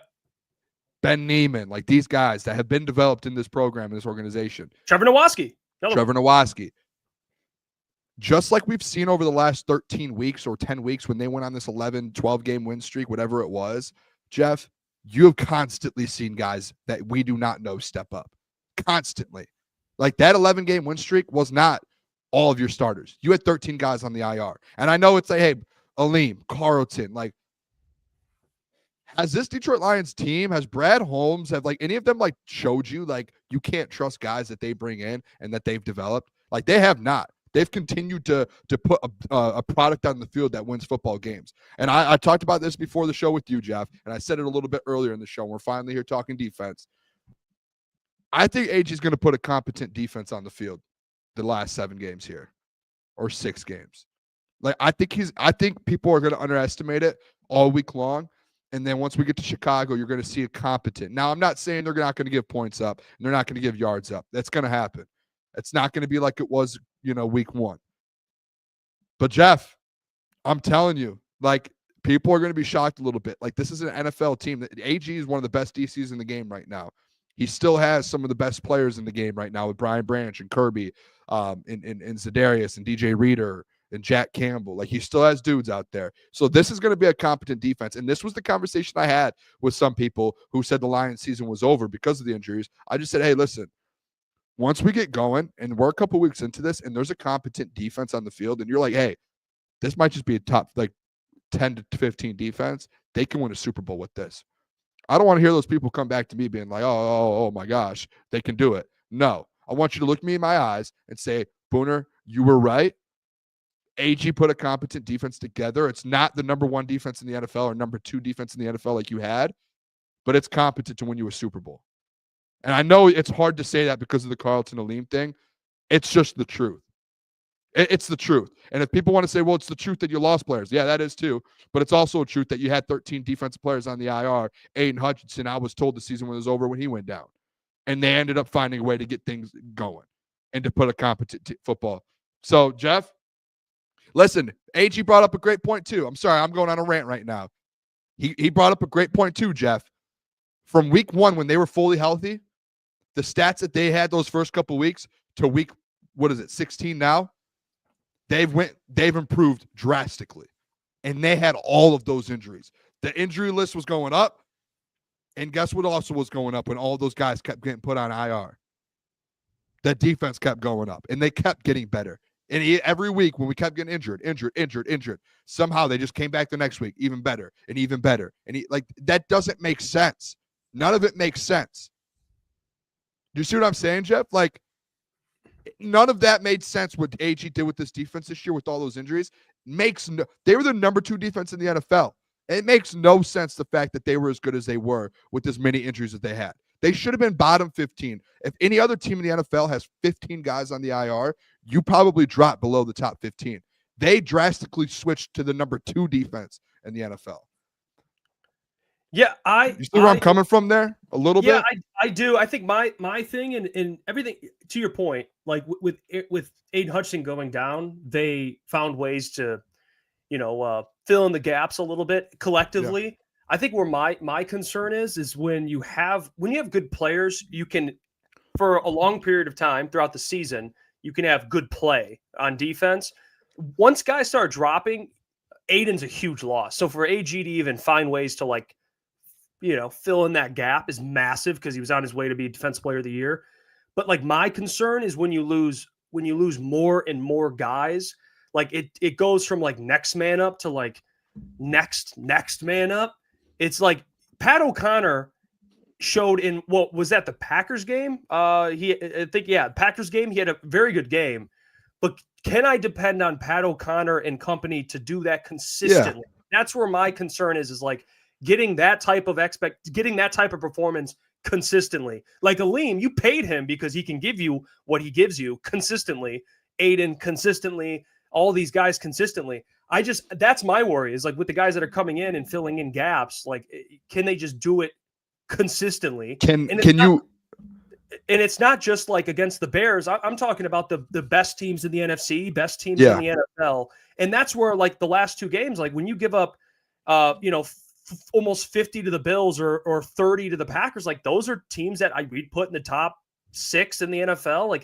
That's where I get a little more hesitant is and I don't blame I'm with you on that. I don't blame AG for it. I just think, damn, man. I get the point to where it's can they do it consistently? And it goes back to the same thing. Again, Jeff, they went from outside the top 15 essentially starting week 1 to number 2 with all these injuries. And that to me is consistent. That was consistently getting not even consistent. That was improvement week after week after week, all the way until last week. That's improvement to me. And the bottom line of all of that is you didn't have 11 starters. You probably the whole time you're working with 6 or 7 starters, and half of the players that are out there are the Pat O'Connors, Trevor Nowatzki, Ben Niemans, those guys, Kendall Vildor, because guess what? Throughout that stretch of football, Terrion was out. Throughout that stretch of football, Carlton was out. DJ Reader was out. You lost your best linebacker in Alex Anzalone, your green dot. You lost your captain, the heart of your defense. You lost him. So that's where to me, Jeff, I'm with you, and I do agree with you. Is it consistent? I'm now past that point to where it's okay, AG has proven it over the last 16 weeks, 15 weeks. He has been able to do it consistently. He's found a way. And I think it's shocking to some people to say it. And I know it's crazy because it's 2 more big top 5 injuries on your defense. Oh, yeah. But AG, it's just to me, I'm getting to the point where it's dude, AG's proven it. There's no way around it. And that's where, Jeff, I told you before the show, if he puts a competent defense on the field the next couple of weeks, I don't want people to be oh, wow, I'm back on. AG's been doing it since week 1. There's been injuries since week 1. They had 13 guys on the IR defensively for like 5 weeks, and he has been able to figure it out. 2 more guys, okay. And he patched up the Hutchinson. Okay, he's going to patch up this defensive tackle thing. It's not going to be as good. He'll patch it up. Same with the corner thing. Different scheme to make it to where it's not going to hurt guys as much. Like, he's going to figure it out. Like, I agree with this comment too, and this is something that I would completely. I'm in the same boat as Mark Royal here. The next 2 games will not show me if the Lions can win at all, because the Bears and 49ers won't be in the playoffs. The Vikings game is the game. I am excited to see this. I think that's a fair matchup to see. Not that they're the Bills, but the last 2 games, me and you both agreed, like, you can't give up 80 points in 2 games almost. Like that against 2 pretty good quarterbacks, but 2 really good teams, top 6 NFL teams. Like the Bears, to me, it's like, do I expect them to go out and dominate the Bears? Yeah. Like, honestly, they're favored by a touchdown. I would hammer that. I think they cover that against the Bears. I think the 49ers, with the injuries they have, I think they beat the 49ers. I would even lean towards handedly. I think they take care of them. My thing is like, okay, Vikings or playoffs when you face up against the Packers again, or the Eagles, or Super Bowl Bills. Like, that's where it's like AG can only do so much, to where you may lose guys throughout the season. You might lose a Carlton for a game or a Leam for a game. But when you lose both of them, we've seen it. In the Bills, they didn't have either of them, and they couldn't get a stop, and that's why I'm like, I'm a little more hesitant to be where you're at, even though, like, I think a lot of the fan base is with you on that same thought process. Is like, AG can find a way to do it. It's just like, man, against these like good offenses. There is a point to where, like, players do matter on your team. I just, like, there's no way they're going to put a top 5 defense back out on the field the rest of the playoffs. I've been consistent on it. I think it's, hey, you just have to get it, like, AG, you just have to have a top 15 product out there. You got to get back to bend, don't break, because the last 2 games they've been breaking, essentially. Like, you can't. Well, I think last week was the big one. Like the Packers one, I think you could say. And I think you could say too, like they did a good job in the first half. Second half struggled. I just think like the bend don't break with last week, Jeff. That was just Josh Allen. There's nothing you could do. But again, that's in the Super Bowl, and that's the concern when you get to the Super Bowl. When you get to the Super Bowl, that's when you start to go, okay, we have to figure this out. I'm just at you just have to have a top 15 product, I think, going forward. And I think people are looking at it to where they're like, the Lions have, like, they're losing those 2 guys. They're like, they're the 30th worst defense in the NFL now. And I think that's where they got to get back to getting picks too. I don't think they've had a pick in the last 2 weeks. They haven't got takeaways. And maybe that's because they're not getting to the quarterback as easy as they were, or as much as they were. Yeah, so, I mean, they had the forced fumble on Christian Watson. That was Carlton Davis actually who forced that, but they haven't had a pick in the last I don't even know if it's big, because who they play? They played the Bears before that. Packers, Bears. Yeah, they played the Bears. Did they pick off Caleb in that game? I don't think so. So they might not have had a pick in like a handful of weeks. They got to get back to getting takeaways like that. Takeaways, dude. I told you in the playoffs last year, when the Lions went on that run last year, what were they doing? There was a point in the season last year when they had that bend don't break. Do you remember Dan Campbell's emphasis going into December, January? He said it was takeaways. Mm-hmm. And you're in December right now. So in December, I don't even know if you have a takeaway in December. So I do think, like, I'm with you on that. I said this yesterday too, Jeff, while you were out. I had brought up the point because I get it. Like, week 18 is the big question mark for the defense. I think the next 2 weeks are, like, I'm going to be looking really close to this defense the next 2 weeks, because I think, like, a lot of these guys that have to step up, these are 2 weeks to kind of get prepared for you're going to be playing in the playoffs. Like Ben Neiman, Pat O'Connor, Mohammed, like, you're going to have to make an impact in the playoffs. These next 2 weeks, like, you have to make sure you're preparing yourself to get better, to be ready for the playoffs and for week 18. And it's like the same thing with like Jamar Jefferson and Vaki and Craig Reynolds. Like, these are a big 2 weeks for you to prepare yourself for week 18 in the playoffs. Like, you have to get reps. You have to make sure you're in a good rhythm. And like, especially on this defense with some of these guys like Vildor, Emmanuel Mosley, these are going to be the biggest 2 weeks of his season, because, like, hey, we're going to need you in the playoffs. Like, you got to get your body right these next 2 weeks. What's this AG talking about the secondary, maybe making some changes, and we discussed it earlier this week, but let's hear from AG on that. Depends on the team that we're playing against and the matchup that you have. And I think in this league, that's what you want to make sure that your matchup is in a position to where you can get the best of the other team. And we've been fortunate, to have guys like Branch, like Kirby.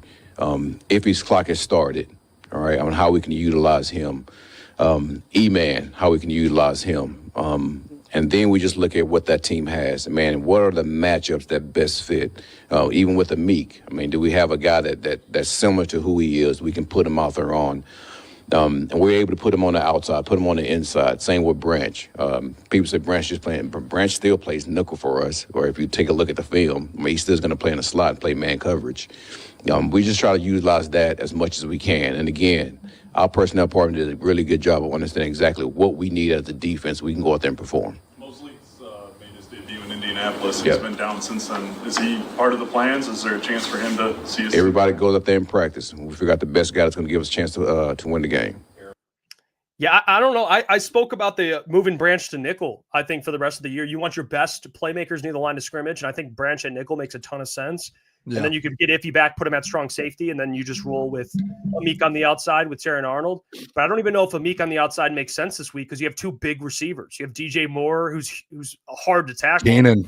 And you have Keenan in the slot, and you have Roma Dunze, who's 6'3" on the outside. Like all three of those dudes are they tough, might be a problem. Dudes. I don't know if they put Amik. It might be Kindle out there this week. I think that makes That's why I think the argument it fits, I think, matchup wise. I think. Yeah, I think that was the argument that Easy was having. Was like with Vildor, like with the way Keenan played the last time too. Like these are big body. That's crazy how big these receivers are on this Bears team. They basically just have three just dudes that like the same size. It feels like. I don't know. Yeah, I'm with you on that. I think what AG said there too. I think it makes sense. Like losing Carlton. All right, we got to patch these things up. The best way to do it is like, depending on personnel you're playing against. This week for Chicago is probably going to be different than Minnesota. And it's probably going to be different than when you play the 49ers or when you get to the playoffs. So I think the fact that you have Iffy now and like, hey, Manuel Moses is going to have to step up.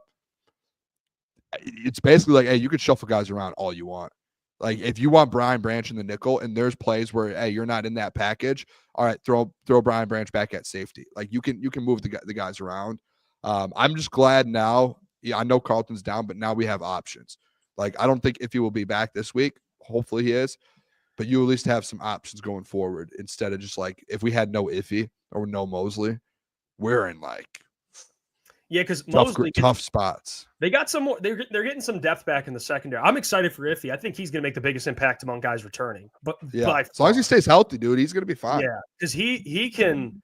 I mean, that dude can bring you a lot. I mean, he's not elite in coverage, but from what I remember last year, he was solid in coverage. I mean, the dude's solid in coverage, and he can blitz the quarterback. So he brings a lot. I don't think moving Amik to the outside makes sense this week. So I think you're talking about a matchup problem for the Lions. All due respect, Amik's solid, but you can't help. The dude. I think you have to go Vildor. You know what I'm going to do this week after today's show, tomorrow, the next couple. I'm just going to watch Vildor film. Like I just want to see like. The point that I brought up, I'm just the thing is like I brought up, and I know he's giving up the big plays. I'm interested to see like outside of those big plays, like how good has he actually been? Like I'm interested. That's all. I feel like we see those big plays and we're like, this guy sucks. But I'm interested to see if he actually can. Like I have not broken down Kindle Vildor film. I have not. I think looking at it objectively, like even my perspective, I've said some things about Vildor. I think it's fair to look at it like he is a backup for a reason. Like he's not. They're playing him as much as they are for a reason. Yeah, but not exactly. But for him to be playing, obviously there's injuries. Like I think it's hard. Like corner is already the hardest position, one of the hardest positions to play at in the NFL, and now it's like you're looking at a backup corner and you're like produce, or like. Play well, it's probably tough to even expect that out of Vildor, but just don't be the reason. Like against, was it the Bears? He had a bad game. What game was it? The Colts was the second game. Who did they play before the Colts? Where we're all looking at. I don't think it was. Vildor had like one really bad game, and that's when the conversation really started. And I can't remember the game it was. Maybe the check. It was. It was might like have been the Texans. Was it the Texans? No, because Carlton played. I can't remember, but there was one game where maybe it was the Colts. Well, whatever. There was a game where people were, including myself, were freaking out, and rightfully so because he didn't have a great game. But like in all seriousness, you just need him. If you need him this week to play, it is what it is. You just need safety help, and hopefully Caleb tests Vildor, and maybe Brian or Kirby can get a pick down the field. Maybe that's the interception we're talking about. But it's like it's pointless to keep bitching about it because now it's where the Lions are right now with the injuries. Like you need him to play. Like you don't have an option at this point. You need Vildor to be out there. So I'm just gonna I got to watch some Vildor film. Yeah. There you go. Come back. Let me know what you find. I'll come back Monday, and then after the Bears game, I'm just interested to see because I heard Easy talking about it today, kind of sticking up for him a little bit. I think Easy was saying, I wish we could have Easy on the show so we could just break this down. But I think he was saying that he thinks like the way Terrion's been this year, and obviously Terrion has a higher ceiling than he's Terrion Arnold. I think he was saying that right now there's Vildor, like he's as comfortable with Terrion as he is with Vildor, like confidence level, just based off of like what Vildor's actually been doing. Like again, looking at the big plays he gives up and the penalties, it's tough. But like if you're actually looking at what they do, yeah, like I'm on the side of I don't think Terrion in coverage, if you talk about the whole entire year, has been great. He's been solid. I think he's getting better, but like I don't think he's far off by saying that. You know what I'm saying? I don't think, when you lose a guy like Carlton, who's your best cover corner, like then it gets a little worrying. But yeah, I don't think Easy's like far off on that. Obviously, everyone would agree you'd prefer Terrion Arnold, but I don't think it's like Terrion Arnold's like significantly been better than. There is a thing in fan bases and as well as just in sports media when a guy gives up big plays or he like costs games or this or that, like the hate is to a different level. And I think that's what it is because of the NFC Championship game with Vildor. If that play doesn't happen with Vildor, he's probably talked about a little differently. Right. That's just my opinion. Same thing with Josh Reynolds. Josh Reynolds was so good. And he essentially, I wouldn't say he got ran out of town, but there was definitely a sense of so many people went at him. Where he was like, I'm not gonna like. He obviously took the money, but like typically a guy like that would go away from the money and be like, hey, I'll come for a Super Bowl. After those drops, there was like, and it's the same thing with Vildor. Vildor though, he was like, hey, I don't know if he's in a contract or what, but he's like, I'm coming back. I'm here. Yeah, he's like, wow. Hey, say whatever you want about me. Yeah, I'm still concerned him being out there, but it's like, what choice do you have? I mean, at this point, you really don't. And if Emmanuel Mosley can't play outside, what outside corners do you have? I mean, that's it. You have Vildor, Terrion Arnold, and like at corner, you still have Emmanuel Mosley, but like true outside corners, like Dorsey just got hurt. It's like, what do you really have at that point? You don't have a ton there. But the thing is like with AG, guess what? AG was going Vildor over Dorsey too. I mean, yeah. So like that's where it's like, do you trust AG? Like you start getting into that. Like, do you trust your defensive coordinator? Oh, and it's Rakestraw, excuse me, but he's on IR. Rakestraw. Yeah, but even before, guess what? Rakestraw wasn't getting those reps. It was Vildor. So like, I mean, that's where you get into that point. It's like, do you trust your defensive coordinator with Kendall Vildor? And it's like, I guess I see why people wouldn't, but every coordinator has a guy. However you say that word, to me, it's like he loves him, and it's like if AG thinks he's good enough, I'll take a step back. But if he costs the Lions a football game, it's on DC. It could happen, certainly. Yeah. It has happened. Hopefully we don't have to discuss it again. Trey says, guys, when do you think Rayshaw will be back? What's his timeline? I think he's still on IR. I don't know. He tweeted something out a couple days ago saying soon. He had like the emoji soon. I would say in the next couple weeks, maybe a week or two. I would say they probably feel like it was like he'll be good by the playoffs would be my guess. Yeah, I would agree with that. So I just don't know with him though. Like if you come back just for the playoffs and it's like you haven't really played all year, the rookie. Dude, it's a tough spot. I would rather if he came back this week, get some reps in the next 2 or 3 weeks. I would be in for it, but that makes he doesn't have the reps at all. I mean, he hasn't played. He's played in garbage time. I mean, he played one time. He played 1 week, but it was a small sample size. But yeah, he's not a guy like. That's why I said iffy because I've seen Iffy play really well, and he's played. He has experience, obviously. Like Vildor, or excuse me, Rakestraw. He just doesn't have the reps. Like they'd be. Would you rather if Rakestraw came back? Would you rather? I don't know if I would or Vildor. I would probably lean. I can't believe I'm saying it, but I'd probably lean Vildor. I just don't know what like. Klotz said, "Give me Jeff Okuda over Vildor." I was shocked. No, because I don't know. I don't think it's even fair. You can't look at it and be like, "Give me Rakestraw" when you don't have any evidence. In the last time we've seen him in college, he wasn't really like great in coverage. Like he wasn't like. And I would just the only reason I would say Vildor is because of his experience. Like, and I think right now, without seeing Rakestraw, without having the run, the reps, I would probably go Vildor. Like I think the secondary is about communication, and to throw a guy out there, 2 rookies, and one has not played barely at all year. It's like you're setting yourself up for disaster. Like, in my opinion, like it's just tough. Like your number 1 and number 2 corners are both rookies. Like it's like that ain't a good spot to be in. Going into a Super Bowl run, like you're supposed to have a Super Bowl run. Yeah, like you're in a tough spot. Yeah, tough spot. I text Easy to try and get the stats that he had because I was listening. He had some stats lined up for Vildor, and I was shocked hearing them. Trace is probably Vildor. DC seems to have a lot of positive things to say about Vildor, even when he's been criticized. I mean, AG it's AG too, I guess. I think it's just, and this is just in my opinion. This isn't like facts that I have. I think it's just he gives up. Like he's one of those guys that gives up big plays here and there, and those big plays like hurt you. And you've seen those, but like in between those big plays, he's solid. But it's like those ones that kill you, he can't get away from those. Like that's what it feels like to me. Yeah. Like when there's a big player or a flag that's like 40 yards down the field, and you're like, oh, who just got beat? And it's like, oh man, you get reminded he's a backup. Yeah, but then it's like in between those, you don't see anything, and you don't hear anything, which is always a good thing for a corner. And it's because he's doing his job, and he's consistent, and that's why they start him. It's just those plays that get given up. It's like that. That's the tough spot. That's the tough spot. Mark Royal says, "What was that quarterback we had a year or two ago? I think it was something like Sterling. That was went to Arizona. What's his name? He was good. He started for them. Sterling the 5th. Something. Yeah. I want to say Jonathan. I don't know why. Something Sterling. Yeah, I know Jonathan. I may watch it be Jonathan. Actually, I don't even know. I'm going to look it up right now. Yeah, what the hell was his name? That's a great because they cut him before the season, and he was Starling battling Thomas.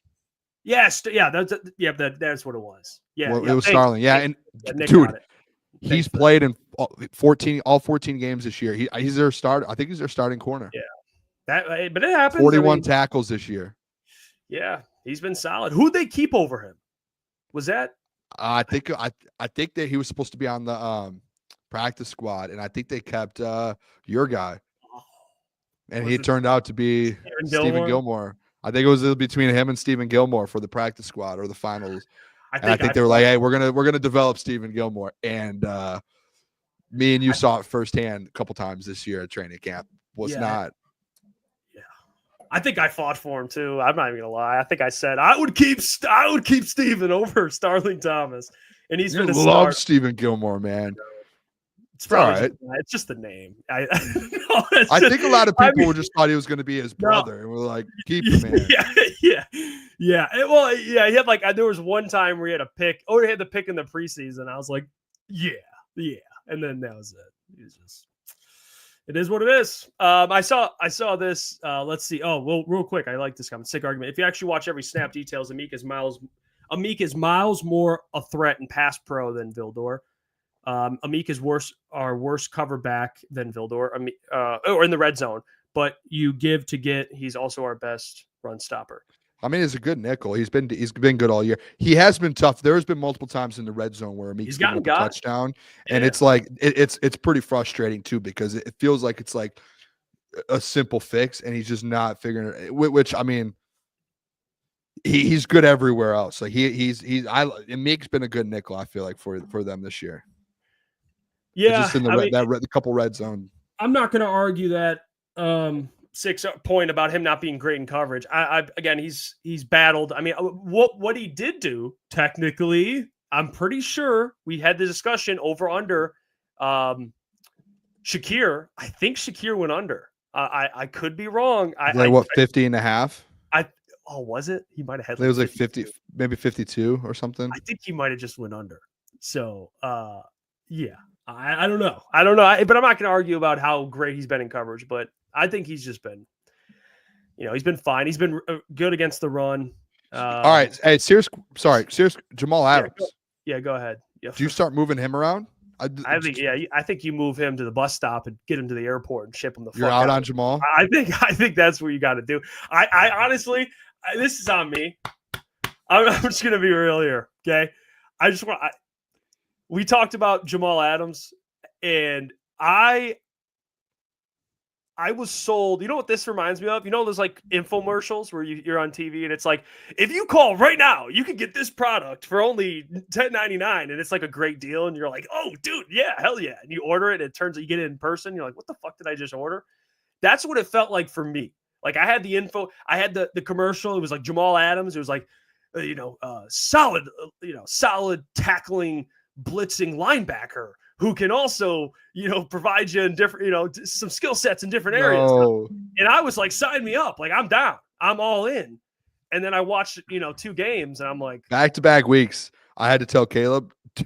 And by the way, Caleb was like, I said 34% of the snaps. He didn't like I think he said 34.5 snaps. I'm 90% sure he did. And he was like, and it was over. Give me the over. And I was like, okay. And then the very next week, here comes Jeff being like, give me 20 to 30 snaps. And I'm like, oh, yeah, I don't want to do this again to the boys. I get it though, dude, because he should, dude. I mean, it's so weird. Guys like him, just out of nowhere in their career, so good. And it's like, you shouldn't have fallen off. And like, it's not like he's like that old, I feel like. No, he's not. He's like 29. It's just either the injuries caught up to him. And it's like, dude, you should still be playing at a high level. I don't know what happened or what's going on, but like, I got sold. I got contacted, by a scammer, and I gave him my bank account information. And everything's gone. That's what it was like we went to the Michigan Panthers game. We're walking around in that vacation like booth, and you were like, boys, I was like, hey, boys, how about this deal? Like, dude, leave it alone. I was listening. I was sold, interested. Man. You know what I'm interested in? One more player that I was hyping up, which Klotz was in agreement on. I'm curious how this ages. What happened? What's going on with Quan? Are we getting more Quan? I want to see more Quan. Dude, Quan Alexander. I just don't think he's been what they thought, or else he would have been getting more snaps. I'm a dead serious. I don't know. Like these guys they brought in, you would have thought, hey, these snaps will progress and get like more and more, and one of them will start making an impact. You haven't seen any of these guys more and more. You haven't. Like remember last year, like even David Long that you've seen more snaps. That's it. But you've seen David Long miss a couple plays here and there too. But that's like concerning as well. But I think it's just hard. It's like taking those guys like a Quan over like a Trevor Nowatzki or a Ben Neiman when those guys are so consistent and they've been with the organization and they're so consistent. And then you see Jamal Adams go to make a tackle and just bounce right off the guy and they run for a touchdown. And you're like, I know. Trevor Nowatzki's probably making that play. Saginaw Valley alum. He's probably tackling the guy. Yeah. So you asked me where would they move Jamal? I would say move him to an Uber, get him to Detroit Metro and ship him out of here. That's what I would probably do. Because I think this is the last week they can bring him up before they have to put him on the active roster. I don't think they can keep doing what he's on the practice squad. I don't think you can keep just bringing a guy up. I think there's like a limit on that. And I think we've seen enough. I think we've seen enough. I think that's my opinion. Who knows? Maybe AG's like, we got him one more. Maybe this week he gets like a sack and like whatever. But and I'm gonna say it again. He gets a Harris villain said, "Let the poor guy learn the playbook."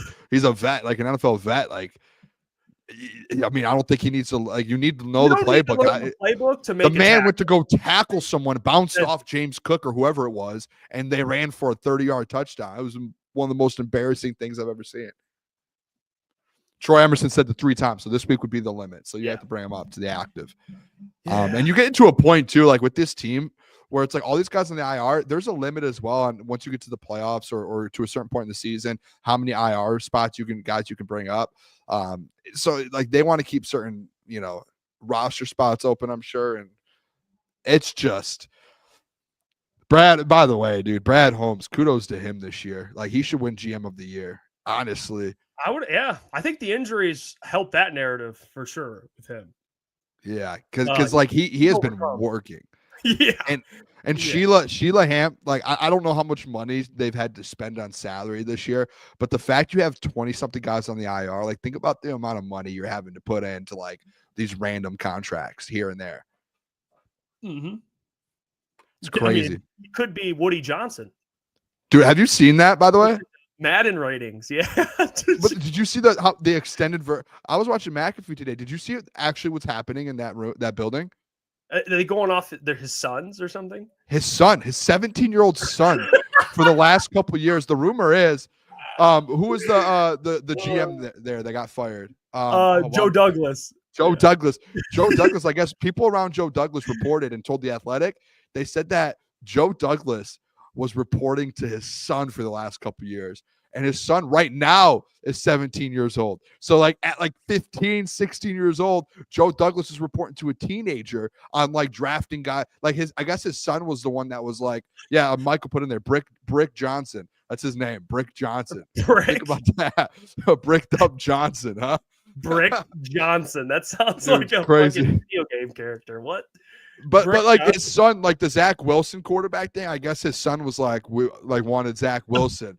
The Aaron Rodgers trade, like his son was like, hey, he's good now. Or like the dude, it's like came out. And then I guess after the new head coach, this is the craziest one of them all.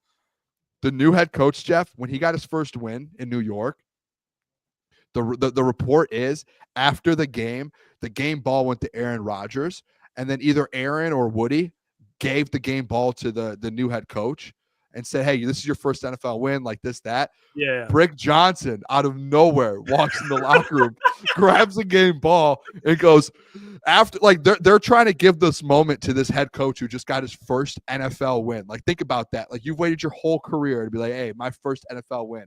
The whole moment's on him. Brick Johnson comes in, grabs the game ball, and goes, Garrett M.F. Wilson, game ball, and then just goes on a rant about Garrett Wilson swearing and all this, and just totally ignores the head coach getting the game ball and just go 17 years old, running the locker room, running the team, basically. How crazy is that, bro? Man, like, what happened to just be like? This is why you need to just like smack your kids. All right, dude, like, Pat McAfee went off on him.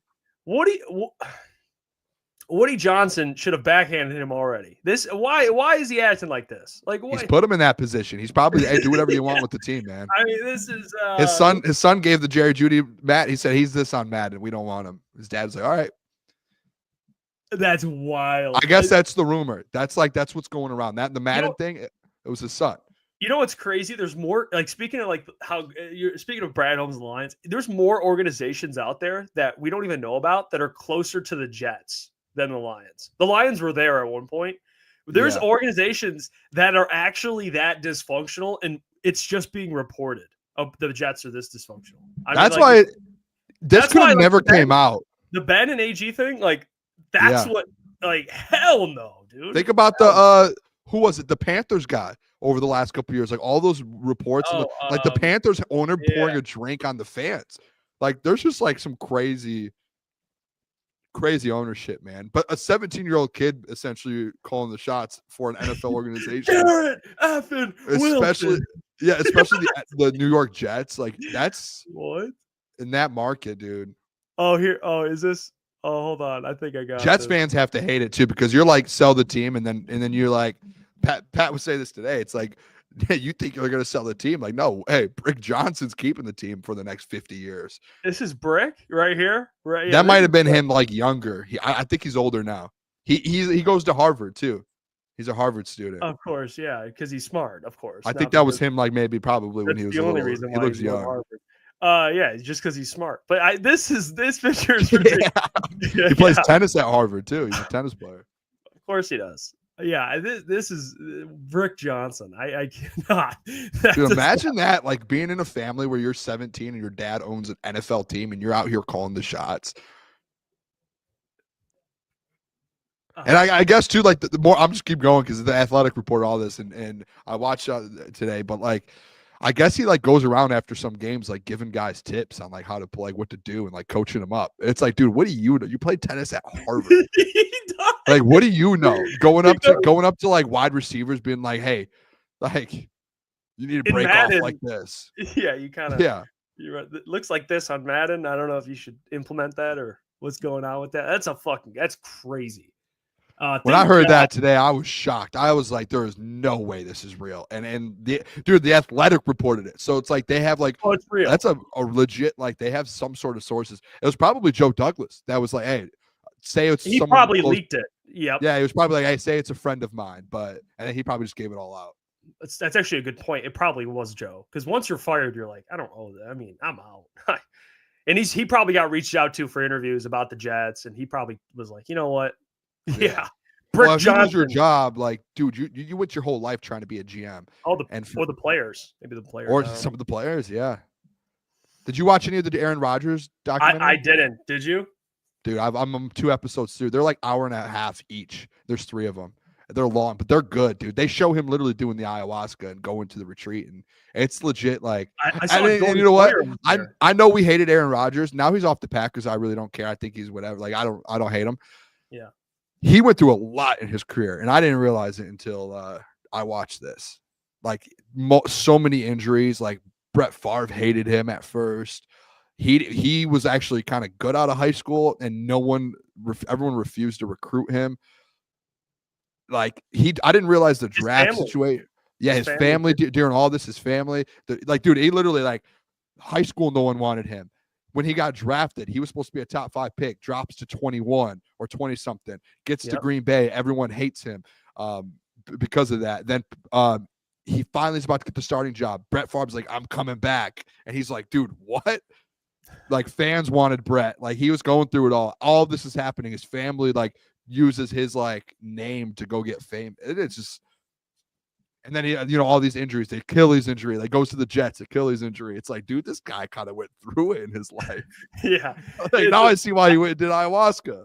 I just saw the clips, and I'm like, oh gosh, like the ayahuasca experience. I saw that clip. I'm like, Jordan Poyer was in it. Yeah. Yeah. I did see that. Do you see that? You know what? I'm sorry. I just got to say this. And I know people probably, I don't know how people feel about it. The Jared Goff clip of him being like, yeah. How would you guys feel if Jared Goff was like, after this year, it's like, let me go get this ayahuasca. I don't know enough about, like, I mean, I don't know. If I watch, for me to act like I know it all because I watch Joe Rogan does not probably qualify me to know and give advice. Because I watched Joe Rogan. If Jared Goff wants to indulge, go indulge. When you watch the documentary, dude, you're gonna be like, hey, this actually, like, maybe it works a little bit. Opens your mind up. As long as he's balling, I don't care. But, like, just that clip just made me like, oh, I didn't like. It just was awkward. Like, it seemed like Jared was like, hey, I kind of like that, the medicine. He's like, what? He's like, the medicine stuff. Like, it was like a drug deal. It was like a drug deal at a high school. You could tell Jared was like, I want to try this thing out. Like, I want to do it, but he didn't want to, like, it was so people awkward to know he was asking. And then the thing is like, Jared was probably like, I don't want people to know what I'm at. Like, I want to do it. It's like, you're getting filmed on Netflix. That's why he's mic'd up. Like, now the whole world knows. Yeah. So I don't mind it. I don't. I saw this comment earlier too. Jay-Z. He says, I love that we get last place, tail spinning Chicago, then last place beat up San Francisco to prep for Minnesota, which is a prep game for the playoffs. Week 18 winner, coach of the year. Did you see Kevin O'Connell's flying up? I'll say this. I saw you put that in as a topic today, and I'll just be honest with this. I think there's 1 and 2. I think it's Dan Campbell and Kevin O'Connell.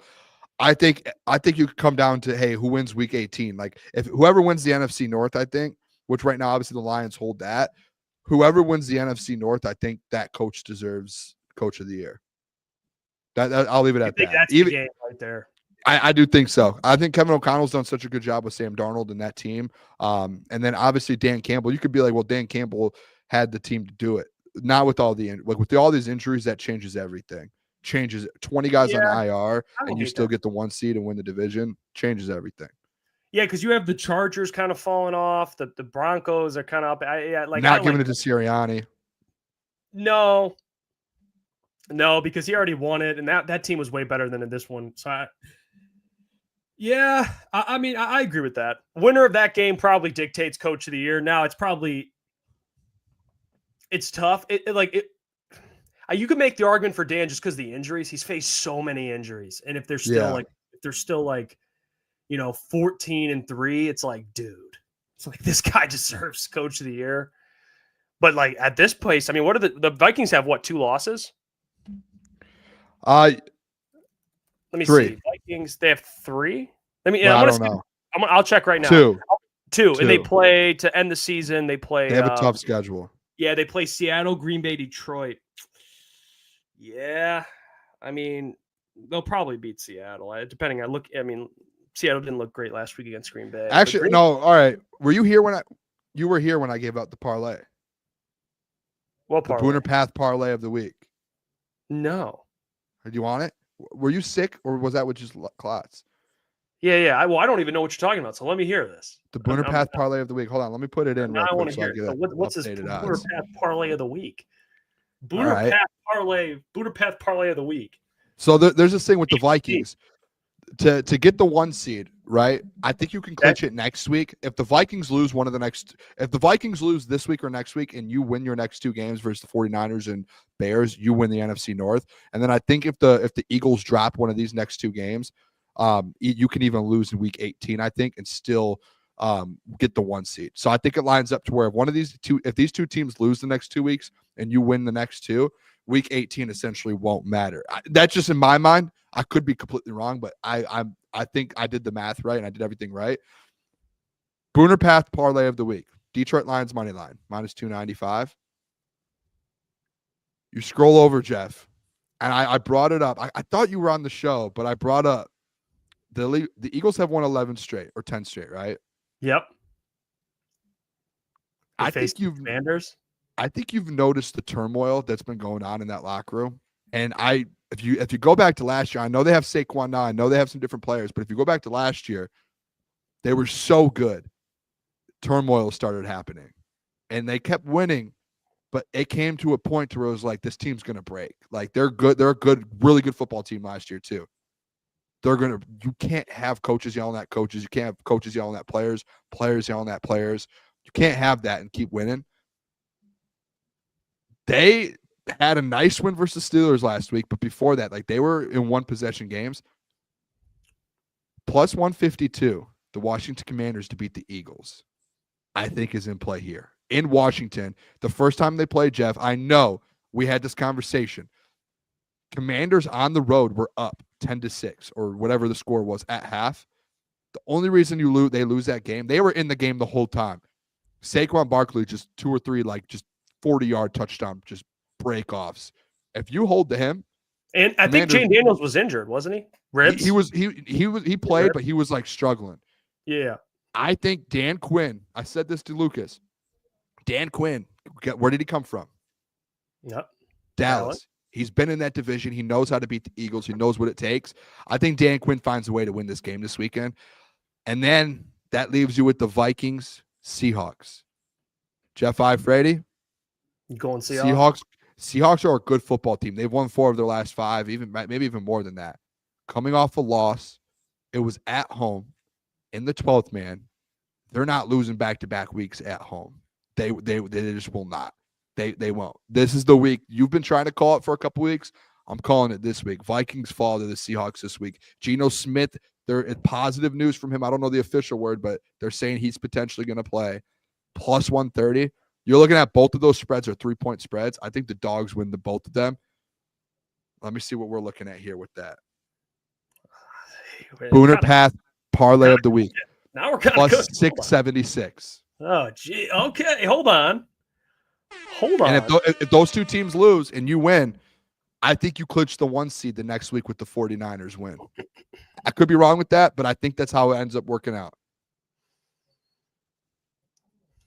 I don't think that's crazy. I think they're all close, like lines. Like they're all close enough to where you can call this upset. Yeah. And guess what? They're both on the road. That's another good point. Yeah. Seahawks coming off a big loss.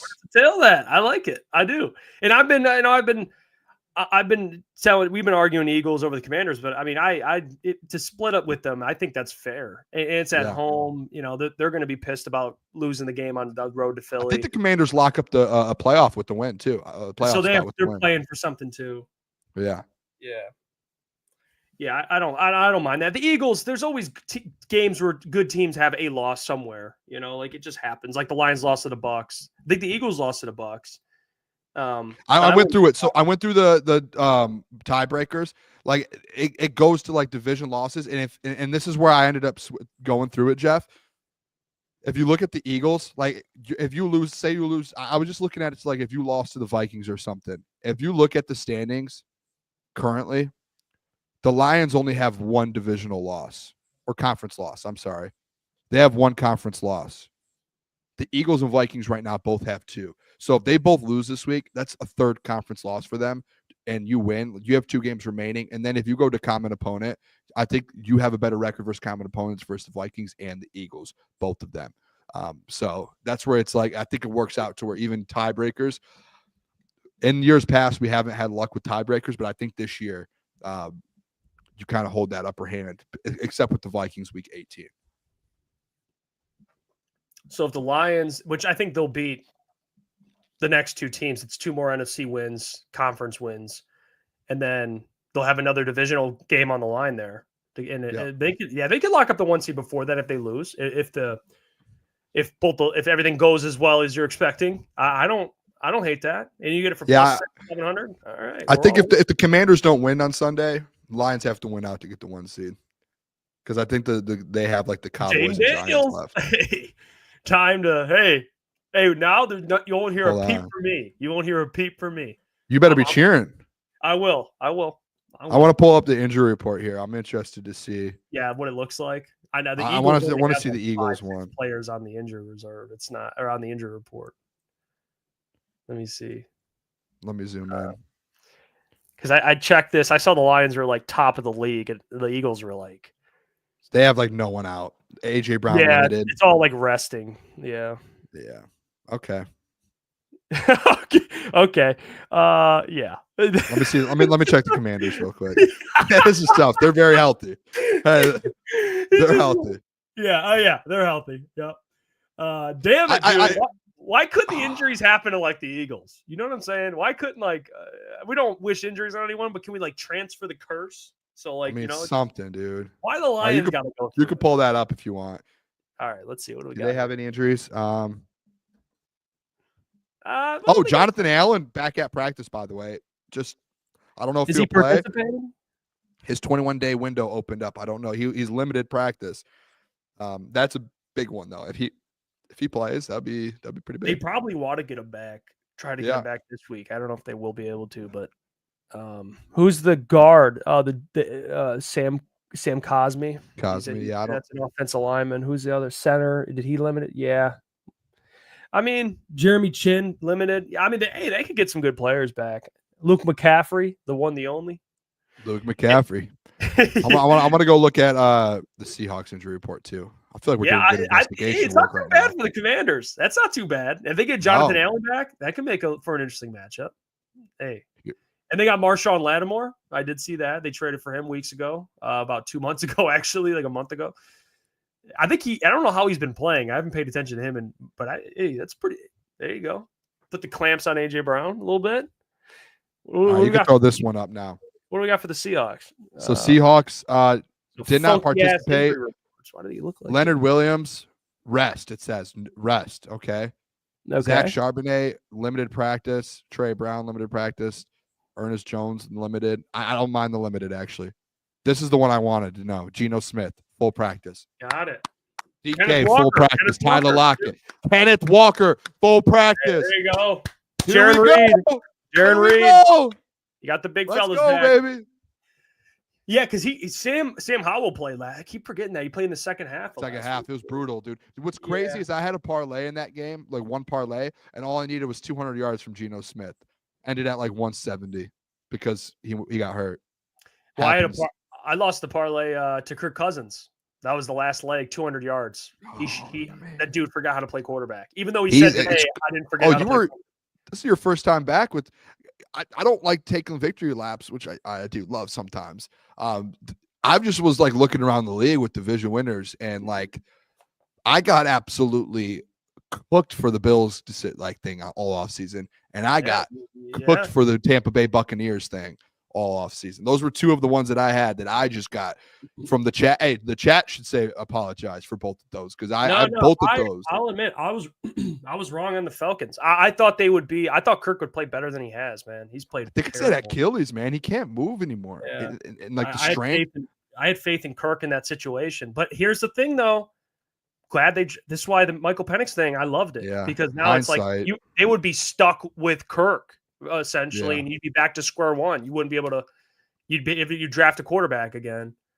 So it's weird though. But do you remember week 1 when like those videos were coming out of him like being very weird on his back foot, the Achilles foot, and like I remember we talked about it a little bit, and it's like it was like at that point it was like he'll get through it, and he just could not. Like that injury killed him. He's gonna end up.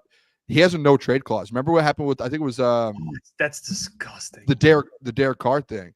So he has a no trade clause. They're gonna have to pay him $90 million moving forward. They've already paid him 10, 15 million.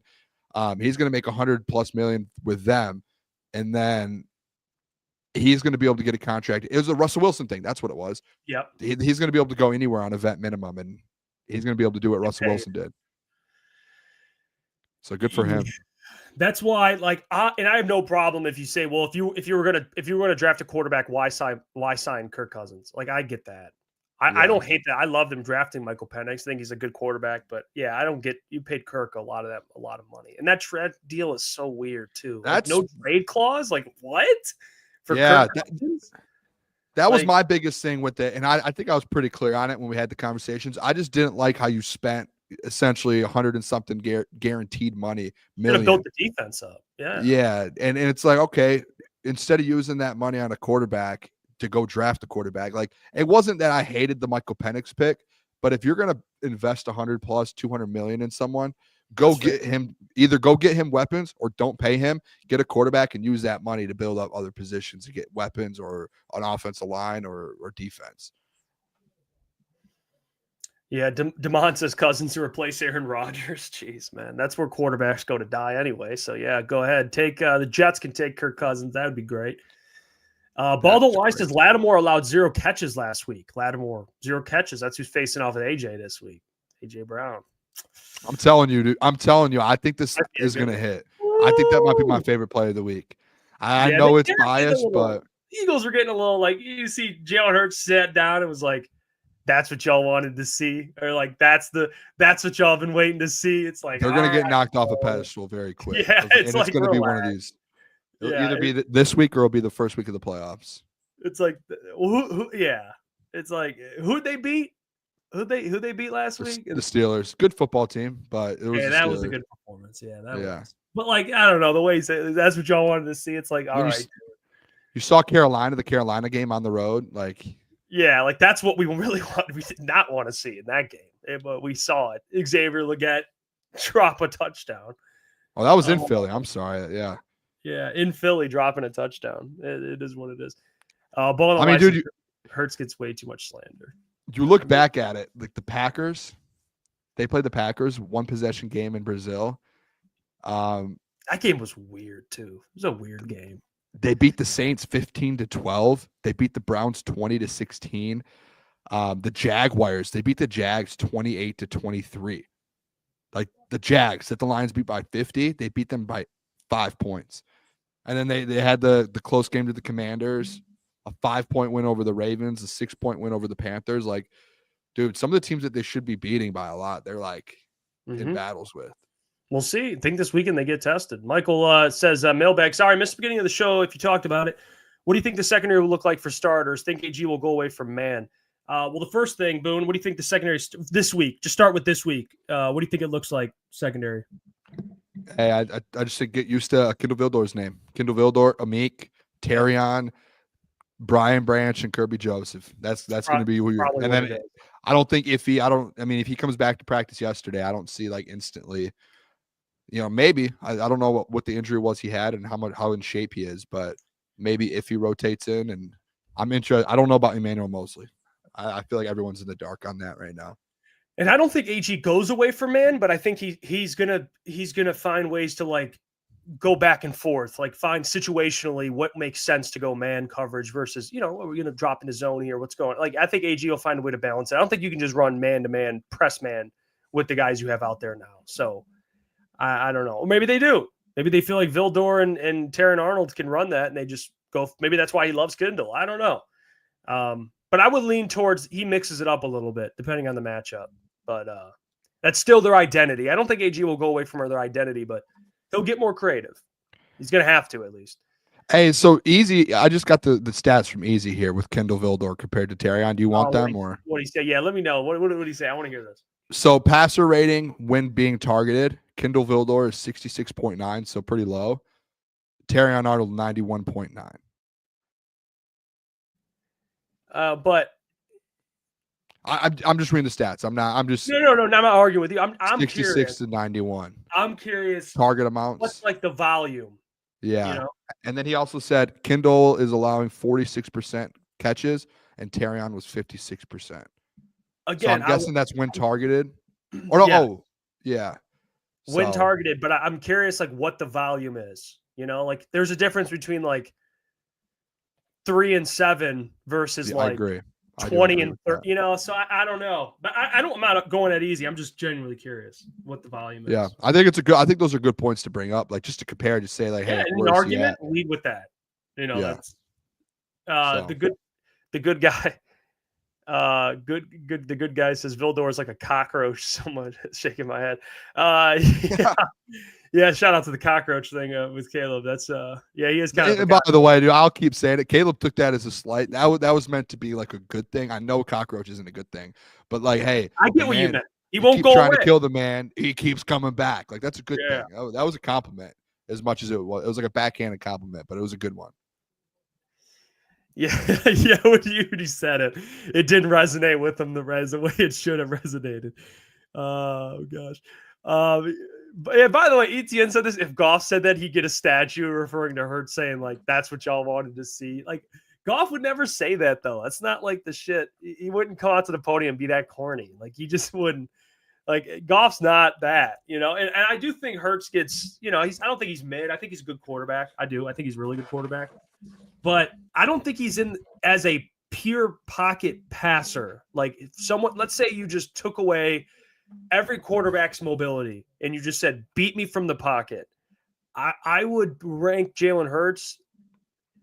I think there's guys like I would take Lamar over him in the pocket. I think Lamar's better. What? 100%. There's probably a ton. Like I don't think Lamar. I think he's probably top 15, top 13, 12, maybe from like beat you in the pocket. Maybe even maybe top 15. I'd go.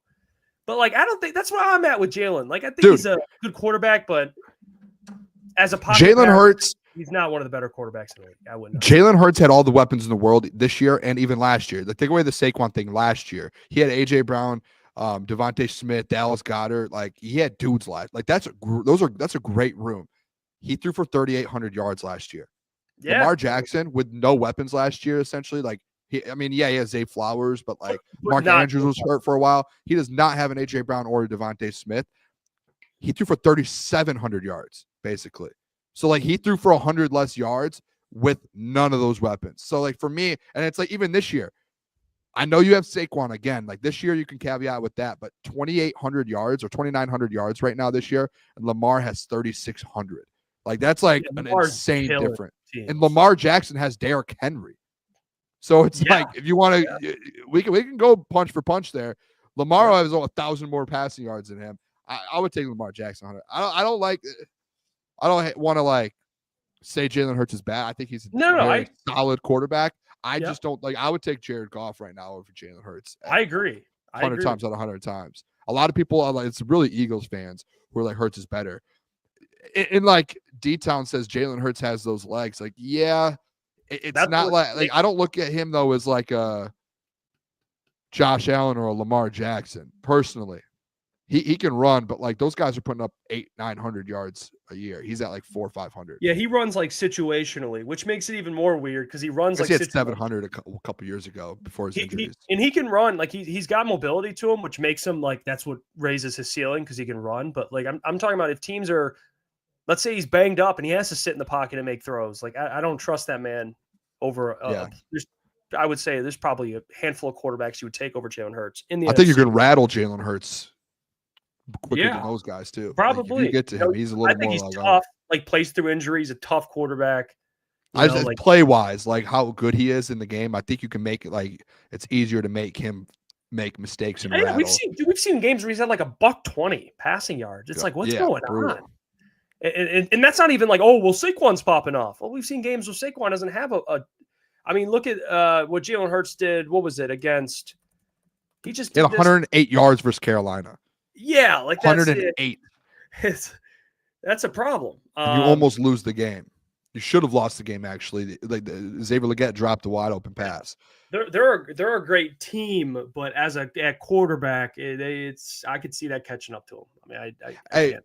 Before we go, real quick, because Ryan Gibson asked how fast do we get the players off IR for playing full speed. I don't even want to. I'm going to switch that question real quick. I'm going to switch it because I asked Klotz this yesterday. I actually asked the doc this. I don't know if you heard it.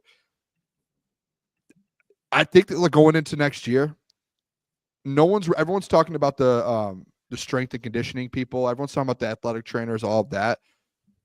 I brought up yesterday, Jeff, is there something going on with Dan Campbell, the way he practices, the way he goes about the offseason workouts, how hard he pushes guys based off the 20 plus 23 guys on IR this year? I know some of them broken arms, broken legs. Some of them are just like freak accidents. Half of them, though, are like you're looking at like knee injuries. You're looking at like, you see some guys with like some hamstrings. Like there are some injuries where it's like, hey, is that the guys going too hard? Are they not going hard enough? Like, is that something that like Dan might switch up? What do you think? I mean, I don't think. I mean, I'm with you. I mean, on the whole thing, I think it's I saw yesterday people talking just not to change the convo, but I saw you and John and Lucas kind of talking about the training staff and stuff like that yesterday, and how the training staff was like they've been kind of getting heat. The Lions training staff. They have. I think it's more so like Dan Campbell's practices. Yeah, I'm talking about like longevity throughout the season, like off season and stuff. Like, are we going too hard? I don't know. 20, dude. We have never seen 23 guys on IR. It's a never. Lot. But last year, obviously something.